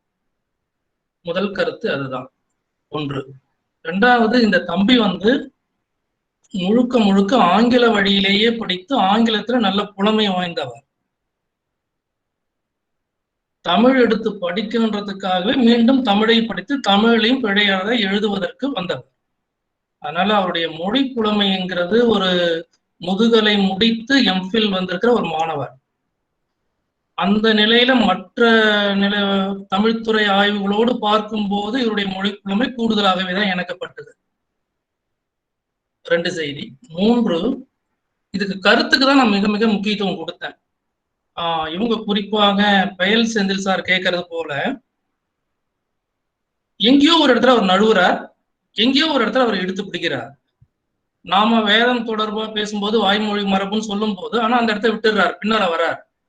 அதை சார்ந்த அல்லது இது ரெண்டுக்கும் அப்பாற்பட்ட ஒரு தக்காணம் அல்லது வேற ஒரு பொது மூலத்துக்கு போறது, பிறகு அந்த பொது மூலத்துக்கு தமிழே அடிப்படையாக கொள்றது, இந்த கருத்தியல் இருக்கு இல்லையா, இந்த கருத்தியல் தான் எனக்கு ரொம்ப முக்கியமா இருக்கு. அந்த கருத்தியல் விடுபடாம இருக்கு. இல்ல சொற்கள்லாம் மற்றதெல்லாம் மாறி இருக்கிறது போறது அதெல்லாம் இருக்கலாம். அது மற்ற நண்பர்கள்கிட்ட கொடுத்து மற்றும் இன்னும் அவர் மீண்டும் செம்மைப்படுத்தி வெளியிடணும், அது வேற. ஆனால் ஒரு கருத்து அவர் வைக்கிறார் இல்லையா ஜார்ஜ் ஹார்ட், அந்த கருத்து மீண்டும் மீண்டும் நாம சிந்தித்தற்குரியதாக இருக்குது. அதுதான் இந்த கட்டுரையை பொறுத்த வரைக்கும் என்னுடைய பார்வைக்கு உட்பட்டதா இருந்தது. அடுத்த கட்டுரைகளுக்கு வரும்போது அவர் அதை கவனத்துல எடுத்துக்கிட்டு மீண்டும் எடுத்துட்டு வருவார். உங்க கருத்துக்களை எல்லாம் கவனத்துல எடுத்துட்டு வருவார். இப்ப பயல் செந்தில் சொன்னது போல இந்த கட்டுரை சார்ந்த கருத்தியல்கள்ல நாம ஏதாவது கவனம் செலுத்த முடியுமான்னு பார்க்கலாம். அப்புறம் இன்னொன்னு சொல்லணும்னு நினைக்கிறேன். 2-3 பேர்கிட்ட ஒப்பிட்டு கொடுத்து பார்க்கறதுங்கிறதுல பொதுவா ஒரு சிலரை தவிர யாரும் இதெல்லாம் உட்கார்ந்து பார்த்து தரத்துக்கு நம்ம வாத்தியாருங்க தயாரா இல்லை. என்னுடைய அனுபவத்திலே என்னுடைய ஆய்வேடுகளையோ என்னுடைய நூல்களையோ பலர்கிட்ட நான் கேட்கும் போது யாரோ ஒருத்தர் 2 பேர் தான் அதுக்கு தயாரா இருக்கிறாங்க. இப்ப நாங்க சங்க இலக்கிய உரை வேறுபாடை எழுதிட்டு ஆளுக்கு கெஞ்சிக்கிட்டு உட்காந்துருக்கிறது, கொஞ்சம் பார்த்து கொடுப்பீங்களா, இல்ல கருத்து சொல்லுவீங்களா, அதுக்கெல்லாம் உரியவர்கள் தயாரா இருக்கிறது இல்லை. தயாரா இருக்கிறவங்களுக்கு அந்த உரிய திறமை இருக்கிறது இல்லை. இந்த பிரச்சனை தமிழ் பேராசிரியர்கிட்ட இருக்குது. அதையும் நாம் கவனத்தில் எடுத்துக்கணும்.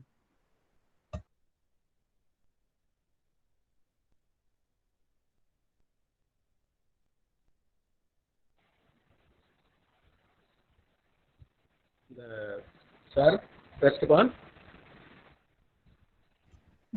பேசலாம் சார்.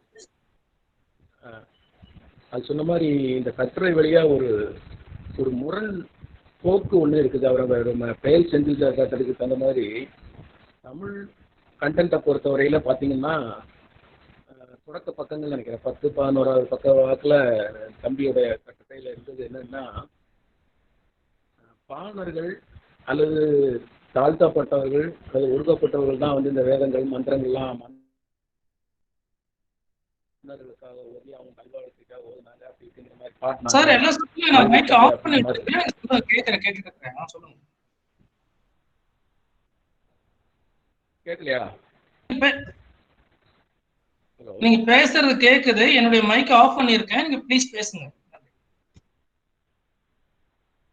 சரி சரி சரி. அதான் தமிழ் மரபு சுற்றுறது மன்னர்கள் அல்லது ஆட்சியாளர்கள் நலனுக்காக பாடினவங்க அல்லது சடங்குகள் செய்தவர்கள்லாம் தாழ்த்தப்பட்ட அல்லது பாணர்கள் மாதிரியான ஆள்களாக நாம் பார்க்குறோம். ஆனால் அந்த வாழ்த்துக்களை பெற்றவர்கள் ரொம்ப நல்லா ஓங்கி சிறப்பாக இருக்கிறாங்க. பொருளாதார ரீதியாக, ஆட்சி ரீதியாக, ஆளுமை ரீதியாக இருக்கிறாங்க. இது ஒரு பேட்டர்ன். இப்படியே நீங்கள் வட மரபுக்கு போனீங்கன்னா, சமஸ்கிருத அல்லது வட இந்திய மரபுக்குள்ளே போகும்போது அங்கே நேரடியாக தலைகீழாக, அது குறிப்பாக வந்து பிராமணர்கள் மாதிரியான ஆள்கள் தான் அங்கே வந்து அவங்களுக்கு வேதங்கள் ஓதுறது, சடங்குகள் செய்கிறது எல்லாமே இருக்கிறாங்க. நல்ல அதிகாரத்தையும் பெற்றிருக்கிறாங்க. ஆட்சியாளர்கள் கூட இணைந்து அல்லது அவர்கள் சொல்றதை ஆட்சியாளர்கள் கேட்கும்படியான அதிகாரத்தை பெற்றவர்களாக இருக்கிறத இந்த கட்டுரை வழியாகவே நம்மளால பார்க்க முடியுது. சிறப்பு அப்படியே ஜஸ்ட் ஆப்போசிட்னு சொல்லுவாங்க. நேர் எதிர் நிலைகளில் இரண்டு சமூகங்கள் பயணித்த பார்வையை இந்த இலக்கியங்கள் வழியாகவே நம்ம காண முடியுது. இது ரொம்ப முக்கியமான ஒரு பதிவாக நம்ம எடுத்து மேலே அது இதுக்கான நல்ல வலுவான ஆதாரங்களை இன்னும் நிறைய தேடுறது நல்லா இருக்குன்னு நான் நினைக்கிறேன்.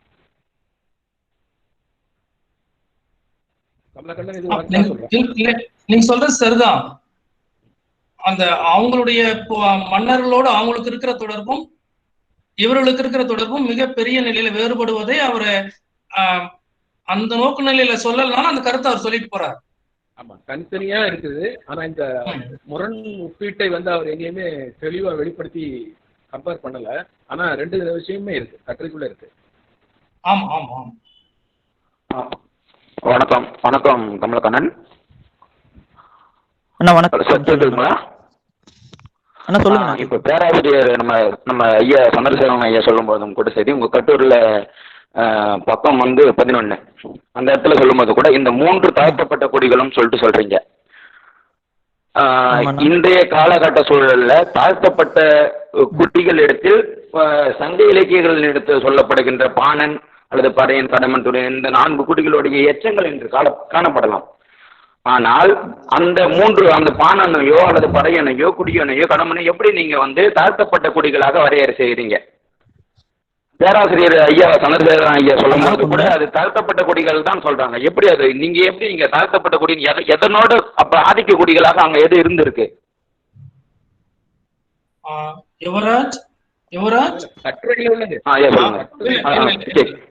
இந்த இடத்துல அவருடைய சொல்லுக்கு போடும்போது கீழ் ஜாதின்னு ஒரு சொல்ல அங்க பயன்படுத்தினாங்க. அந்த சொல் வேண்டாம்ப்பா, அதை போடுவதை விட தாழ்த்தப்பட்ட, ஒடுக்கப்பட்ட அது மாதிரி சொல்லதான் பயன்படுத்தணும்னு சொன்னது நான் தான்.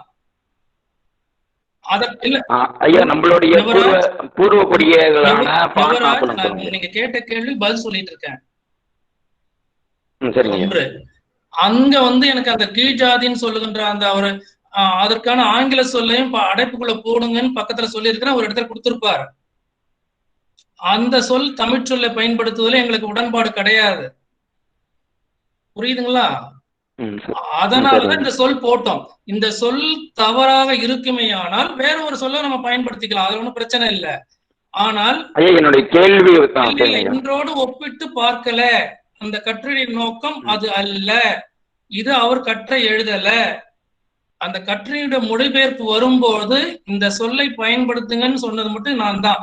ஏன்னு கேட்டீங்கன்னா அது கீழ் ஜாதின்ற சொல்லுதான் அவங்க போட்டு எடுத்துட்டு வந்தார் கமலக்கண்ணன். அதற்கு அது விவாதத்துக்கு உட்படுத்தும் போது அந்த ஆங்கில சொல்லும் அப்படிதான் இருந்தது. வேண்டாம்ப்பா, அது போடக்கூடாது, அது உடன்பாடு கிடையாது. அவர் எந்த பொருண்மையில எழுதினாருன்னு தெரியல, அவர் 60களில் எழுதுறார். அதனால 60களில் எழுதி இருந்தாலும் தமிழ் சமூகத்தில் இருக்கிற பூர்வ குடிகளான அறிஞர் சொல்லியிருந்தாலும் பூர்வ குடிகளான தமிழ் சமூக மரபில் இருக்கின்றவர்களை அன்றைய கால தமிழ் இலக்கிய சூழலில் இருக்கின்ற ஆதிக்க இல்ல. யுவராஜ், திரும்ப நான் சொல்றத நல்லா உள் வாங்குங்க. சொல்லுங்க. நீங்க அயோத்திதாசர் பண்டிதரை பத்தி நம்ம பூர்வ குடி, பூர்வ பௌத்தம் நம்ம சொல்வதில் எனக்கும் உடன்பாடு உண்டு, அது வேற. ஆனால் அந்த இடத்துல அவர் ஆங்கில சொல்லுக்கு நிகராக பயன்படுத்துவதற்கு பூர்வ குடின்ற சொல்ல நம்ம பயன்படுத்த முடியாது அந்த இடத்துல. புரியுதா? அதற்காக தான் நான் பயன்படுத்திருக்கா தவிர அது ஏதோ ஒரு நோக்கு நிலையில பயன்படுத்தப்படவில்லை. இந்த சொல்லை சொன்னது நான் தான். நன்றி. வேற வினா ஐயா குறுக்கீடு. நீங்க சுற்று வளர்ச்சி சொல்றது அவருக்கு புரிஞ்சிருக்க மாதிரி இல்ல.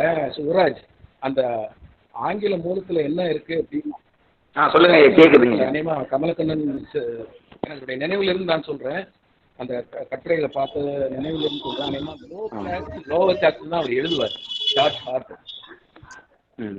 கமலக்கண்ணன் லோ காஸ்ட் தாங்க சார் இருக்கு. ஆமாங்க சார், லோ காஸ்ட் தான் கொடுத்துருக்கேன். இந்த லோ காஸ்ட் சொல்றதுக்கு நான் கொடுத்துருக்கேங்க சார் அது ஒரு இடத்துல. ஆனா ரவீந்திரன் வந்து அதை வந்து இந்த காலத்து நடக்கி அதை மாத்தி இருக்கிறார். அந்த காலத்துல குறிப்பிட்ட காலத்து வரைக்கும் இந்த புரிதல் இல்லாம அவங்களை அறியாமலேயே அதான் அவங்களுடைய சைக்கிக் எக்ஸ்பிரஷன் பேரு. ஜார்ஜ் ஹார்ட்டுக்கு தன்னுடைய அந்த மேன்மைத்தனம் உள்ளுக்குள்ளே இருக்கிறதுனால தான் அவர், நான் அப்பவே கட்டுரையிலேயே சொன்னேன், என்னதான் தமிழ்ல இருந்து சமஸ்கிருதம் கடன் வாங்கியிருந்தாலும் ஆனா ஒப்பீடு செய்யும் போது பார்த்தா சமஸ்கிருதத்துக்கு தான் தமிழை கொண்டு போய் பொருத்தி காட்டுறாரு. அதே மாதிரிதான் இந்த மாதிரியான சொல்லாட்சிகள்லாம் அவருடைய கட்டுரைகள் இருக்கு. ஏன்னா அவங்க கிட்ட கூட இருந்த துணைவியார் அம்மையார் மூலமாக அவருக்கு அந்த தாக்கங்கள்லாம் கிடைச்சிருக்கலாம் ஒருவேளை. ஆனா இந்த கீழ் ஜாதி மேல் ஜாதின்னு சொல்ற பயிற்சியை வந்து ரொம்ப பின்னாடிதான் வந்து சமூக வெளியில நாம வந்து ஒடுக்கப்பட்ட தாழ்த்தப்பட்டன்னு மாத்திரம். ஆனா அவங்க காலத்துல கீழ் ஜாதி மேல் ஜாதின்னு தான் எழுதிக்கிட்டு இருந்தாங்க எல்லாருமே. அதனாலதான் அவர் வந்து லோ காஸ்ட் லோவர் காஸ்ட்னு அவர் எழுதியிருக்கிறாரு. யுவராஜோட காரணத்துக்காக இதை நான் சொல்றேன். சரிங்க சரிங்க.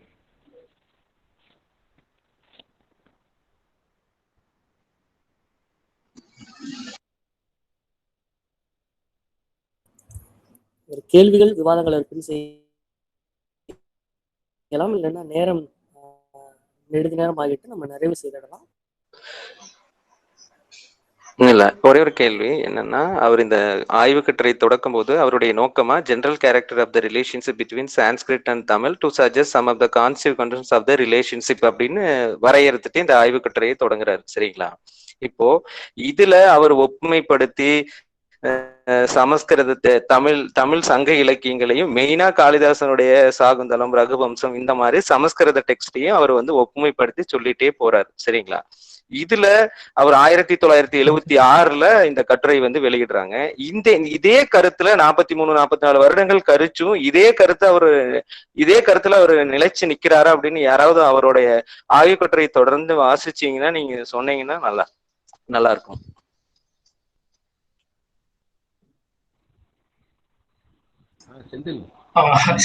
செந்தில் பிரகாஷ் சார், இவரு ஒரு 4-5 கட்டுரைகளை இவர் தொடர்ந்து எடுத்துட்டு வந்துட்டாரு. இவரு யாரு? கமலக்கண்ணன். அவர் வந்து சமஸ்கிருத பேராசிரியர். சந்திரசேகர் சார் சொன்னது போல முழுக்க அவர் சமஸ்கிருதம் வயப்பட்டவர். ஆனாலும் அதிலிருந்து விடுபட்டு தமிழ்ல இருக்கிற நல்ல விஷயங்களையும் எடுத்துக்கணும்னு நினைக்கிறார். ஆமாங்க சார். இப்ப அவருடைய கருத்தை மாத்திக்கிறாருங்க. அவரு இப்ப சமீப காலமா அவரோட இந்த ஒரு ஆரிய மாயைன்றது அப்படியே முழுதும் வெளிவந்துட்டாரு அவர் இப்போ. அது வேற காரணம். ஆனா இந்த கட்டுரை பாத்தீங்கன்னா அது மாதிரி அந்த இப்ப சமூக சூழலுக்கு ஏற்ப மாறுறாங்களே அது மாதிரி இருக்காது. அவருக்கு என்ன புரியுமோ இலக்கியத்தை புரிஞ்சு எழுதுறது அவ்வளவு.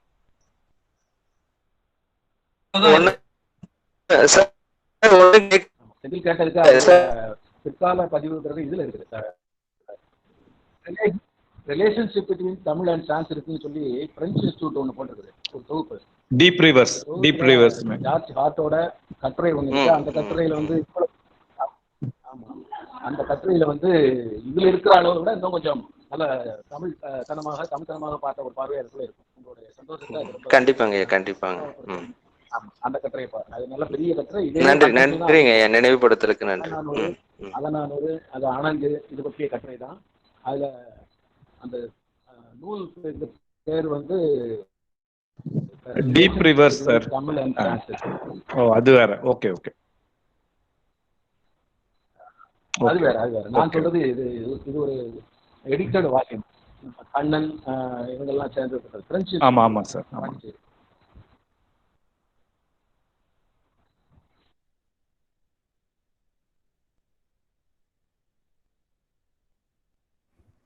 புதுதில்லி ஜவஹர்லால் நேரு பல்கலைக்கழகத்தின் இந்திய மொழிகள் மையம் தமிழ் பிரிவு சார்பில் நடைபெற்ற இந்த உரையரங்கில் தொடக்கத்திலிருந்து இறுதி வரை வந்திருந்து கேட்டிருந்த அனைவருக்கும் நன்றியை தெரிவித்துக் கொள்கின்றோம். தமிழ் செவ்வியலுக்கு பேராசிரியர் ஜார்ஜ் எல்ஹார்ட் அவர்களின் பங்களிப்பு எனும் தலைப்பிலான இந்த தொடர் உரையரங்கம் மெய்நிகர் உரையரங்கமாக இனி வரும் வாரங்களில் அடுத்தடுத்து நிகழ உள்ளது. தொடர்ச்சியாக உங்களது பங்களிப்புகளை எதிர்நோக்குகிறோம். நன்றி.